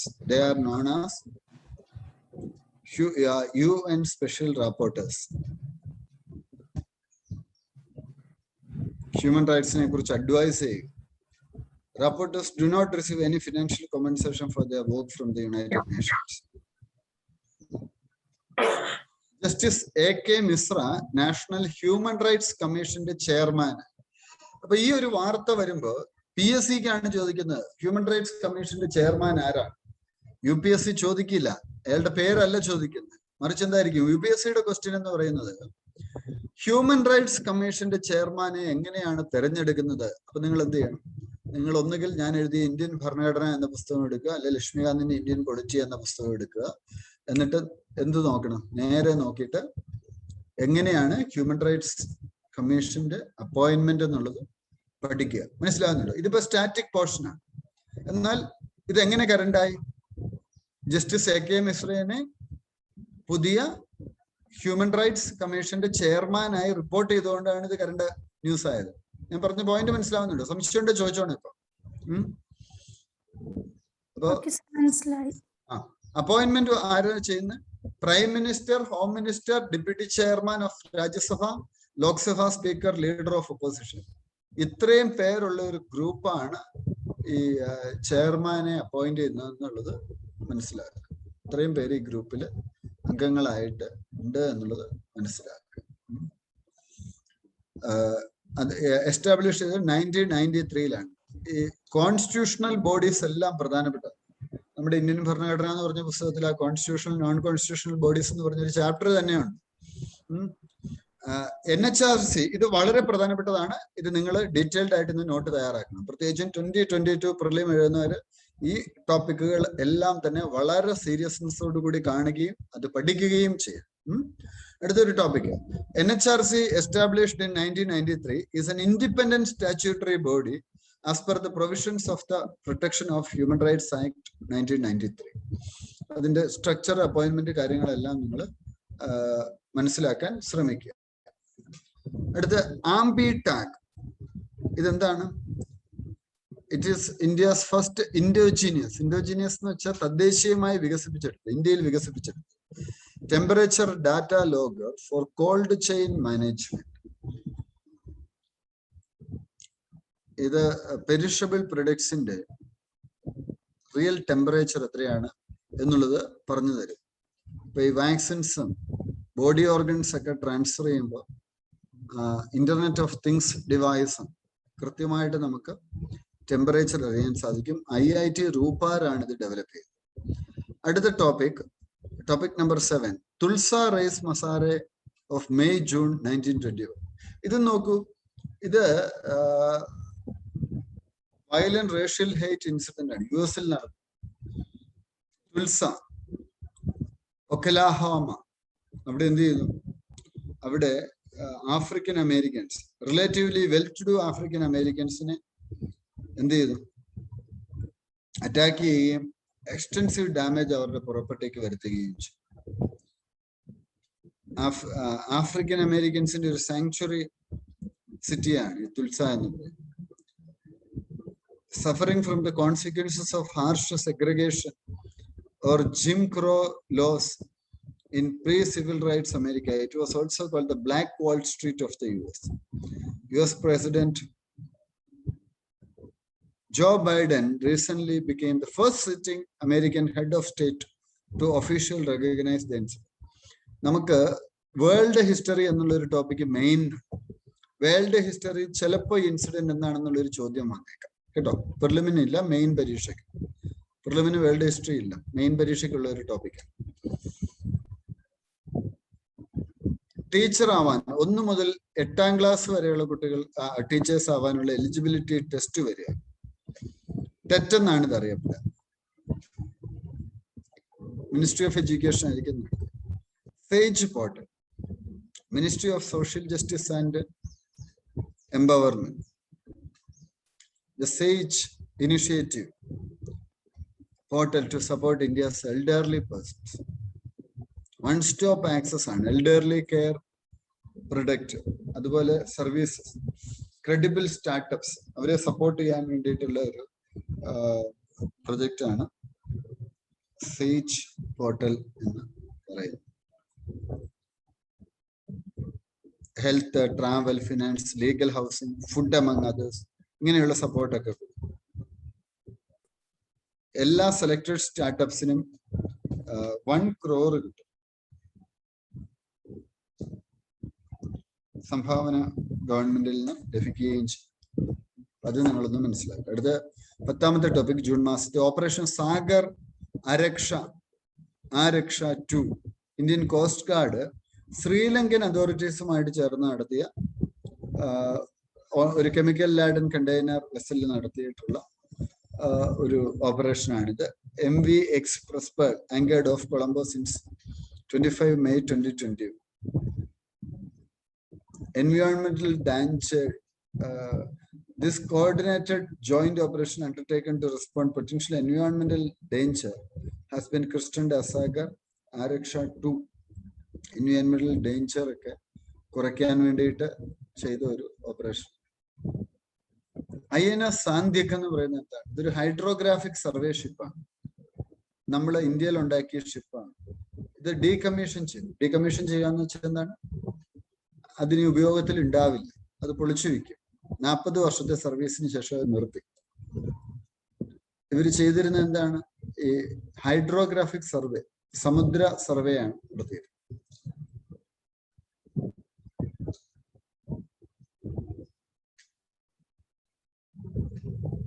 Tiananmen square മസാക്ര കേട്ടിട്ടുണ്ടോ? ഇത് ചൈനയില് നിങ്ങൾ ഗൂഗിളിൽ അടിച്ചു കൊടുത്ത ഒരു ഫോട്ടോ കാണാൻ പറ്റും. ഒരു വലിയ ചൈനീസ് ടാങ്കർ ഇങ്ങനെ വരിക. അപ്പൊ ഷർട്ട് ഊരിപ്പിടിച്ചൊരു ചെറുപ്പക്കാരൻ ഇങ്ങനെ നിൽക്കുന്ന ഒരു ചിത്രമുണ്ട്. അതിനടുത്തെന്ത് സംഭവിച്ചു എന്ന് നോക്കിയാല് അടുത്ത് സംഭവിച്ച കാര്യം, ആ ചെറുപ്പക്കാരനെ ചവിട്ടി അരച്ചുകൊണ്ട് ടാങ്കർ കടന്നു പോയിട്ടുണ്ടാവും. അത് എന്താ സംഭവിച്ചതെന്ന് അറിയില്ല. പക്ഷെ ടിയാൻമെൻ സ്ക്വയറിലേക്ക് ചൈനീസ് ചെറുപ്പക്കാരെല്ലാം കൂടി ഇറങ്ങി ചൈനക്കാർക്കെതിരെ പ്രോ ഡെമോക്രസി പ്രൊട്ടസ്റ്റേഴ്സ് എന്നിട്ട് സമരം നടത്തി. അത് സംഭവിച്ചിട്ട് ഇപ്പൊ 32 വർഷമായിരിക്കും. സ്റ്റുഡന്റ് ലെഡ് ഡെമോൺസ്ട്രേഷൻ ആണ്. ഇത് വേൾഡ് ഹിസ്റ്ററി ആയിട്ട് ബന്ധപ്പെട്ട ഒരു പ്രധാനപ്പെട്ട എല്ലാവരും അറിയേണ്ട ഒരു ടോപ്പിക്കാണ്. അതുകൊണ്ട് തന്നെ ഇത് എന്താണെന്നുള്ളതൊന്ന് മനസ്സിലാക്കാം. വേൾഡ് എൻവയോൺമെന്റ് ഡേ നമ്മൾ ജൂൺ 5-ാം തീയതി നമ്മൾ സെലിബ്രേറ്റ് ചെയ്യുന്നു. ആദ്യം Stockholm conference on human environment, അതിലാണ് ഈ എൻവയോൺമെന്റ് ഡേ എസ്റ്റാബ്ലിഷ് ചെയ്യുന്നത്. US 74 ഓൺലി വൺ എർത്ത് എന്നുള്ള തീമോട് കൂടി സെലിബ്രേറ്റ് ചെയ്യും. ഈ വർഷത്തെ തീം എന്ന് പറയുന്നത് റീഇമാജിൻ, റിക്രിയേറ്റ്, റീസ്റ്റോർ. ഇത് നോട്ട് ചെയ്യും. എൻവയോൺമെന്റിൽ റിലേറ്റ് ചെയ്ത് ഏത് ടോപ്പിക്കിനും നിങ്ങൾക്ക് ഇത് വേണേ നോട്ട് ചെയ്യാം. ഈ വർഷത്തെ world environment day theme reimagine, recreate, restore. പാകിസ്ഥാനാണ് ഗ്ലോബൽ ഹോസ്റ്റ്.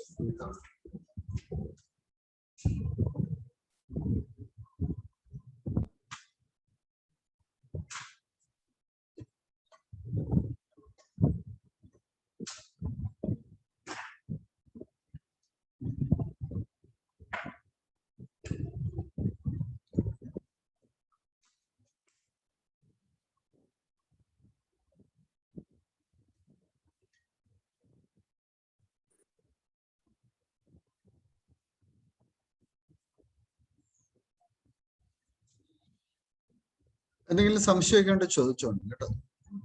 ഇതൊക്കെ പിന്നെ ജസ്റ്റ് കറണ്ട് റിലേറ്റഡ് ടോപ്പിക്സ് ആണ്. ഇതിന്റെയൊക്കെ ഈ സ്റ്റാറ്റിക് പോർഷൻ നിങ്ങൾക്ക് ടീച്ചേഴ്സ് വേറെ ക്ലാസ് എടുക്കും. അപ്പൊ നിങ്ങൾ പഠിക്കും. അപ്പൊ ഫോർ എക്സാമ്പിൾ ഇപ്പൊ നമ്മള് കോൺസ്റ്റിറ്റ്യൂഷനുമായി ബന്ധപ്പെട്ട് ചില കറണ്ട് അഫയേഴ്സ് ഒക്കെ അതിന്റെ ആർട്ടിക്കിൾസ് ഒക്കെ ടീച്ചേഴ്സ് ക്ലാസ് നിങ്ങളെ പഠിപ്പിക്കും. PDF ഞാൻ ഷെയർ ചെയ്തിട്ടുണ്ടല്ലോ. ഒരു ഗൂഗിൾ ക്ലാസ് റൂമിന്റെ കോഡ് ഞാൻ ഇവിടെ ഇട്ടിട്ടുണ്ട്. ആ ഗൂഗിൾ ക്ലാസ് റൂമിൽ ജോയിൻ ചെയ്താൽ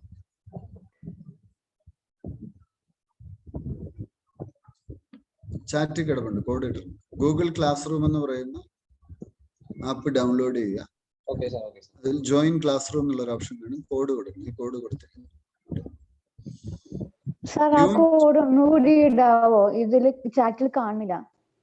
ചാറ്റിൽ കാണുന്നില്ല. ഞാൻ ഏറ്റവും എവരിവൺ എന്നും പറഞ്ഞ ഏറ്റവും ടോപ്പിലായിട്ട് ഞാൻ ഒന്നുകൂടെ ഇട്ടേ. ടൈപ്പ് ഇട്ടിട്ടുണ്ട് കേട്ടോ.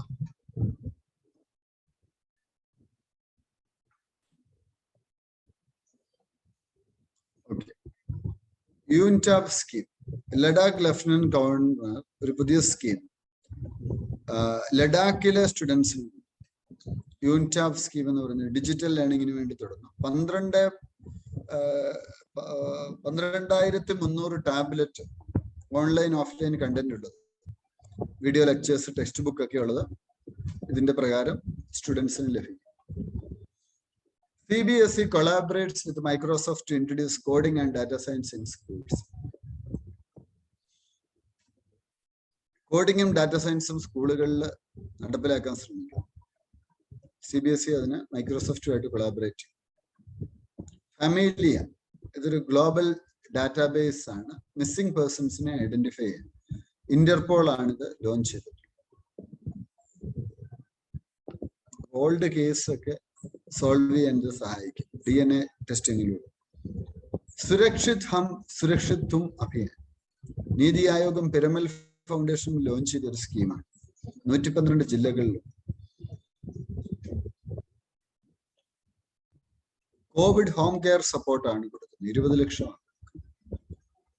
Operation പാഞ്ചിയ 14. Fake online pharmacies have been shut down under Operation Panchia 14, targeting the sale of counterfeit and illicit medicines and medical products. ഓൺലൈനിലൂടെ ഈ വ്യാജ മരുന്നുകൾ വിൽക്കുന്ന ഫാർമ ഷോപ്പുകളെ എന്ത് ചെയ്തു? ഷട്ട് ഡൗൺ ചെയ്തു. ആ ഓപ്പറേഷനാണ് പാഞ്ചിയ 14 എന്നറിയപ്പെടുന്നത്. GI certified mangoes in GI certification എന്ന് വെച്ചാൽ ജിയോഗ്രഫിക്കൽ ഇൻഡിക്കേഷൻ. അപ്പൊ ജിയോഗ്രഫിക്കൽ ഇൻഡിക്കേഷൻ എന്ന് വെച്ചാൽ ആ പ്രദേശത്തിന് മാത്രമായിട്ട്. ഇപ്പൊ കേരളത്തിൽ നിന്ന് ആറന്മുള കണ്ണാടി ജിയോഗ്രഫിക്കൽ സർട്ടിഫിക്കേഷൻ കിട്ടിയത്. അപ്പൊ അതില് പുതിയ വന്ന മാംഗോ വെറൈറ്റി വെസ്റ്റ് ബംഗാളിൽ നിന്നും ബീഹാറിൽ നിന്നുമാണ്.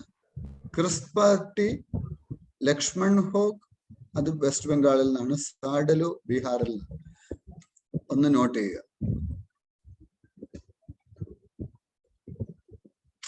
Convergence Energy Services Limited (CESL) has signed a memorandum of understanding with the administration of Union Territory of Ladakh to make it a clean and green Union Territory. Ministry of Power and subsidiary ആണ് CESL എന്ന് പറയുന്നത്. അപ്പൊ ലഡാക്കിനെ ഒരു clean union territory ആക്കുക എന്നുള്ളതാണ് ഉദ്ദേശം. Carbon neutral state ആക്കുക. Young ഓതേഴ്സിനെ mentor ചെയ്യാനുള്ള പ്രൈം മിനിസ്റ്ററുടെ സ്കീമാണ്. 50,000 രൂപ വീതം 6 മാസം നിങ്ങൾക്ക് ധനസഹായം കിട്ടും. നിങ്ങളുടെ പ്രായം 30 വയസ്സിൽ താഴെയാണ്, നിങ്ങൾക്ക് അപേക്ഷിക്കാം. നിങ്ങൾ എഴുതാൻ കപ്പാസിറ്റി ഒക്കെ ഉള്ളവർ ഈ ഫെലോഷിപ്പിന് വേണ്ടി അപേക്ഷിക്കുക കേട്ടോ. യുവ സ്കീമാണ്. നമ്മുടെ ഒന്നും കാലത്ത് ഇതില്ലായിരുന്നു. ഞാനൊരു 30 വയസ്സിനുള്ളിലായിരുന്നു.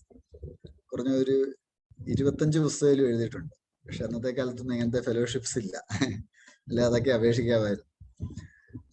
Adu atoll മാൽദീവ്സിലുള്ളതാണ്.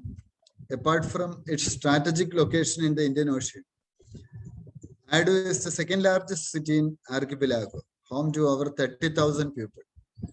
Adu Atoll, അത് വാർത്തയിൽ വന്നിരുന്നു, പലതവണ വന്നിരുന്നു. മാൽദീവ്സിലാണ് എന്നുള്ളത് മനസ്സിലാക്കുക.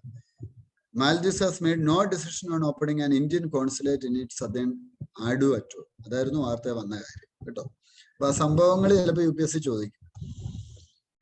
Indo-Thai Corpet, Indo-Thailand coordinated patrol between Indian Navy and Royal Thai Navy. Argostema quarantine. ഇത് കോഫി ഫാമിലിയിലുള്ള പുതിയൊരു ചെടിയാണ്. കേരളത്തിലെ വാഗമൺ ഹിൽസിലാണ് കണ്ടത്. Argostemma quarantina to commemorate millions who have died in the pandemic. അവരെ ഓർമ്മിപ്പിക്കാൻ വേണ്ടിയാണ് ഈ പേര് കൊടുത്തത്. അർഗോസ്റ്റെമ്മ ക്വാറന്റീന കേട്ടോ. വാഗമണിൽ നിന്ന് കണ്ടുപിടിച്ചാണ്. കേരളത്തിൽ കാപ്പി വർഗത്തിൽപ്പെടുന്ന ഒരു ചെടി. നഗർനോ കാരബാബ് റീജിയൻ വളരെ പ്രധാനപ്പെട്ട കറണ്ട് അഫയേഴ്സ് ആണ്. നമ്മുടെ കറണ്ട് അഫയേഴ്സിന്റെ മലയാളം മാഗസിൻ ഉണ്ട്, അബ്സല്യൂട്ട് ഇറക്കുന്നു. അതില് നമ്മുടെ ടെലഗ്രാം ചാനലിൽ നിങ്ങൾ പഴയ ബാഗിലേക്ക് നോക്കിയാൽ കാണാം. അതിൽ നമ്മൾ ഈ നഗാർനോ കാരബാബ് റീജിയന്റെ കുറിച്ചുള്ള ഒരു ആർട്ടിക്കിൾ ഉണ്ടായിരുന്നു. അസർബൈജാന്റെ പാട്ടാണ്. അവിടുത്തെ പോപ്പുലേഷൻ അർമേനിയൻകാരാണ്. അർമേനിയൻകാര് ക്രിസ്ത്യൻസും അസർബൈജാൻകാര് മുസ്ലിംസുമാണ്. അപ്പൊ ഈ നഗോർണോ കരബാബിലുള്ള ആളുകൾ പറഞ്ഞു ഞങ്ങൾക്ക് അർമേനിയയുടെ പാർട്ടാവും. ഇങ്ങനെ ഇവര് തമ്മിൽ അടിയാണ്. നഗോർണോ കരബാബ് എന്ന് പറയുന്ന അവര് സ്വയം സ്വാതന്ത്ര്യമൊക്കെ പ്രഖ്യാപിച്ച് നിൽക്കുകയായിരുന്നു. റീസെന്റ് ഒരു വാറുണ്ടായിട്ട് ആ മേജർ ഏരിയ അസർബൈജാൻ പിടിച്ചെടുത്തു. അതിനുശേഷം വെടിനിർത്തൽ വന്നു. അർമേനിയൻ ഗവൺമെന്റ് ആണ് അവിടുത്തെ ഈ സെപ്പറേറ്റിസ്റ്റുകളെ സപ്പോർട്ട് ചെയ്യുന്നത്. കാര്യം അവര് ക്രിസ്ത്യൻസ് ആണ്, ഓർത്തഡോക്സ് ക്രിസ്ത്യൻസ് ആണ്. Azerbaijan seized back such as territory in the separatist ethnic Armenia region with the help of Turkish combat drones and other weaponry from Ankara. ടർക്കിയുടെ സപ്പോർട്ടോടു കൂടിയാണ് അസർബൈജാൻ വന്നത്. ഇതെല്ലാം പഴയ സോവിയറ്റ് യൂണിയന്റെ പാർട്ടാണ്. പക്ഷെ റഷ്യ രണ്ടുപേരോട് ഒരു ഈക്വൽ സ്റ്റാൻഡാണ് വന്നത്. എന്നിട്ട് റഷ്യ ഇടപെട്ടത് സോൾവ് ചെയ്തു റീസൺ. ദൈഹിങ് പട്കായ്, ഇത് ആസാമിലെ 7ാമത്തെ നാഷണൽ പാർക്കാണ്. പ്രധാനമാണ്. മിക്കവാറും ഈ പ്രിലിമിന് ഒരു ചോദ്യം വരും. കാരണം ഇത് പുതിയ നാഷണൽ പാർക്കാണ്. അതുകൊണ്ട് തന്നെ ചോദ്യം വരാം. ഒരുപാട് നാഷണൽ പാർക്കുകൾ ഇന്ത്യയിലുണ്ട്. അപ്പൊ ഇത് ഏറ്റവും ലേറ്റസ്റ്റ് ആയതുകൊണ്ട് തന്നെ ദൈഹിങ് പട്കായ് ചോദ്യത്തിൽ വരാം. Assam now has the 3rd most national parks after 12. 12 എണ്ണം മധ്യപ്രദേശിലുണ്ട്, 9 എണ്ണം ആൻഡമാൻ നിക്കോബാറിലുണ്ട്. അപ്പൊ അതും മനസ്സിലാക്കുക. നിങ്ങൾ ഈ സ്റ്റേറ്റിനെ കുറിച്ചൊക്കെ എഴുതുമ്പോൾ ആ സ്റ്റേറ്റിലെ നാഷണൽ പാർക്ക് ഏതാണ്, ബയോസ്ഫിയർ റിസർവ്സ് ഏതാണ്, രാംസാർ സൈറ്റ്സ് ഏതാണ്, യുനെസ്കോയുടെ ഹെറിറ്റേജ് സൈറ്റ്സ് ഏതാണ്, കേവ്സ് ഏതാണ്, ടെമ്പിൾസ് ഏതാണ്, ലാംഗ്വേജ്, ട്രൈബ്സ് ആരൊക്കെയാണ്, ഇങ്ങനെ ഒരു സംഗതി ചെയ്യണം. ഇപ്പൊ ആദ്യത്തെ വലിയ തിരക്കില്ലാത്ത സമയം നോക്കിയിട്ടത് ഇപ്പൊ അങ്ങ് ചെയ്യുക. അത്യാവശ്യം വർക്കുണ്ട് കേട്ടോ. നന്നായിട്ട് അത് പഠിച്ചാൽ തന്നെ നിങ്ങളുടെ കുറെ ക്വസ്റ്റ്യൻസ് നിങ്ങൾക്ക് എഴുതാൻ പറ്റും. അതുപോലെ ഈ ബുധനാഴ്ച നിങ്ങൾക്കൊരു സെഷൻ ഉണ്ട്. GS മെയിൻസിനോ ഹൈ മാർക്ക് നേടിയിട്ടുള്ള ഒരു civil service officer Arun sir നിങ്ങളുമായിട്ട് ഇന്ററാക്ഷൻ വരുന്നുണ്ട് 7 മണിക്ക്. നാഷണൽ പാർക്സ് ഏതൊക്കെയാണ്? Kaziranga, Manas, Nameri, Orang, Dibru Saikhowa, Raimona national park. Kaziranga and Manas are UNESCO world heritage sites also. Nameri ഒറാങ്ങിന്റെ ഒപ്പം തന്നെ അത് ടൈഗർ റിസർവ്സും കൂടിയാണ്. Raimona adjoins Buxa tiger reserve in West Bengal, Phibsoo wildlife sanctuary in Bhutan. അപ്പൊ ഇതിന്റെ ഈ ബോർഡറും കൂടെ മനസ്സിലാക്കും. ഓരോ നാഷണൽ പാർക്കിന്റെ ബോർഡറും ഏതൊക്കെയാണ്. പക്കെ ടൈഗർ റിസർവ്, ഇത് പഹുയി ടൈഗർ റിസർവ് എന്നും അറിയപ്പെടുന്നുണ്ട്. ഇന്ത്യ ബയോഡൈവേഴ്സിറ്റി അവാർഡ് നേടിയ tiger reserve. Hornbill nest adoption program ഉണ്ട്. അതിനാണ് ത്രെട്ടൺ സ്പീഷീസ് ആയിട്ടുള്ള ഹോൺബില്ലിന്റെ ഒരു നെസ്റ്റ് അഡോപ്ഷൻ പ്രോഗ്രാം ചെയ്യുന്നു. ബറേലി റിവർ വെസ്റ്റിലും പക്കേ റിവർ ഈസ്റ്റിലും neighbours Papum reserve forest Arunachal പ്രദേശില് അസം നമ്പേരി നാഷണൽ പാർക്കൊക്കെ അടുത്തുണ്ട്. Doimara reserve forest, eagle nest wildlife sanctuary ഒക്കെയാണ് ബോർഡർ വരുന്നത്. ഇതൊക്കെ ജസ്റ്റ് ഒരു നിങ്ങൾ അതിന്റെ ഒരു മാപ്പോ വല്ലതും ഒന്ന് നോക്ക്, ഗൂഗിൾ എർത്തിലൊക്കെ പോയിട്ട് ജസ്റ്റ് ഒന്ന് നോക്കി പഠിക്കും. ഇത് ഈസ്റ്റേൺ ഹിമാലയയുടെ ബയോഡൈവേഴ്സിറ്റി ഹോട്ട്സ്പോട്ടിൽ പെടുന്നു. ഇതൊക്കെ വിശദമായിട്ട് നിങ്ങൾക്ക് എൻവയോൺമെന്റ് ആൻഡ് എക്കോളജി ക്ലാസ്സിൽ സാർ പഠിപ്പിക്കും കേട്ടോ. FSSAI ഫുഡ് ആൻഡ് സേഫ്റ്റിയുടെ സ്റ്റാൻഡേർഡ് ഓർഗനൈസേഷൻ. FSSAI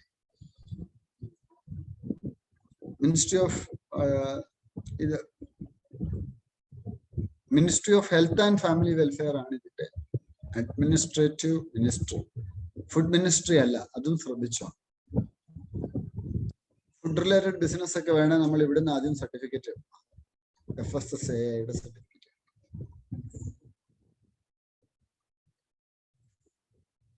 ഗാരിയൽസിനെ രക്ഷിക്കുന്നവർക്ക് 1000 രൂപ. അത് ക്രൊക്കോഡൈൽ സ്പീഷീസ് ആണ് ഗാരിയൽസ്. നോട്ട് ചെയ്യുക, 1000 രൂപയുടെ ഒരു ഇനാം കിട്ടും രക്ഷിക്കുന്നവർ ഒറീസ ഗവൺമെന്റ്. 30ാമത്തെ ടോപ്പിക്ക് വരെ എടുത്ത് നമ്മളിന്ന് നിർത്തുക ആണ്. Union cabinet 5 megahertz spectrum premium 700 megahertz band to the railways public safety and security സർവീസസിന് വേണ്ടിയിട്ട് അലോട്ട് ചെയ്തിരിക്കുക. Long time evaluation based mobile train radio communication on its route. This will help prevent train accidents and reduce delays by enabling real-time interaction between loco pilot, station master and control center.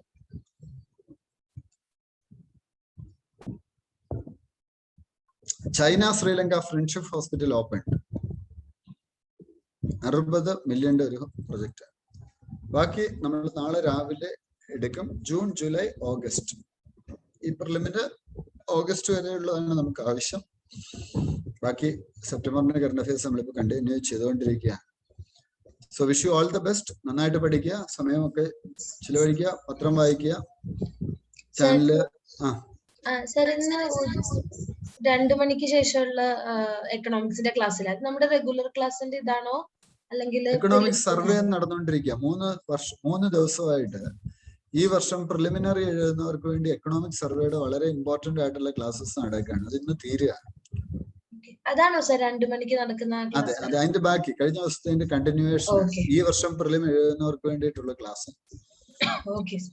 അപ്പൊ അത് കഴിഞ്ഞ ദിവസത്തെ ക്ലാസ്സിൽ ഇരുന്നാൽ അതിന്റെ continuation ആണ്. ഇരിക്കണം, അല്ലെ അതിന്റെ വീഡിയോ കാണണം. ഓക്കെ, എക്കണോമിക് സർവേ എന്നുള്ളൊരു 100 ക്വസ്റ്റ്യൻസിലൂടെ ഞാൻ ഷെയർ ചെയ്തു കേട്ടോ, വരാൻ സാധ്യതയുള്ളൂ. അപ്പൊ നന്നായിട്ട് പഠിക്കുക, ഫുൾ ടൈം ഫോക്കസ് കൊടുക്കുക. ഇനി നമുക്ക് എത്ര ദിവസമുണ്ട്? 20 ദിവസം കൂടെ ഉണ്ട് പ്രിലിമിനറിക്ക്. നന്നായിട്ട് പഠിക്കുക കേട്ടോ, ഫുൾ എനർജറ്റിക് ആയിട്ട് പഠിക്കുക. നിങ്ങൾ എന്തായാലും ക്രാക്ക് ചെയ്യും. പിന്നെ ഇതൊരു ലോങ് ടൈം പ്രിപ്പറേഷൻ. ഈ വർഷം ക്രാക്ക് ചെയ്യില്ല, അടുത്ത വർഷം ക്രാക്ക് ചെയ്യുക, അത്രേ ഉള്ളൂ. ആ ഒരു അവസ്ഥയിൽ പഠിക്കുക, ആ രീതിയിൽ മുൻപോട്ടേക്ക്. ഓക്കെ, അപ്പോ വേറെ എന്തെങ്കിലും ഡൗട്ട് ഉണ്ടോ? കറണ്ട് അഫയേഴ്സ് പുതിയ ബാച്ചിലുള്ള കുട്ടികൾ കുറച്ച് പേര് ഇതിൽ കയറിയിട്ടുണ്ട്. അപ്പൊ അവർക്ക് ഡൗട്ട് എന്തെങ്കിലും ഉണ്ടെങ്കിൽ ചോദിക്കും. കറണ്ട് അഫയേഴ്സ് പഠിക്കുന്നതിനെ കുറിച്ച്, പത്രം വായിക്കുന്നതിനെ കുറിച്ചും ഒക്കെ ഡൗട്ട് എന്തെങ്കിലും ഉണ്ടെങ്കിൽ ചോദിക്കും. ബാക്കിയുള്ളവർക്ക് ലീവ് ചെയ്യാം. Okay, thank you sir. Bye. Bye bye. വേറെ എന്തെങ്കിലും ഡൗട്ട് ഉണ്ടോ പുതിയ ബാച്ചിലുള്ള കുട്ടികൾ? സർ, ഒരു ഡൗട്ട് ചോദിച്ചു.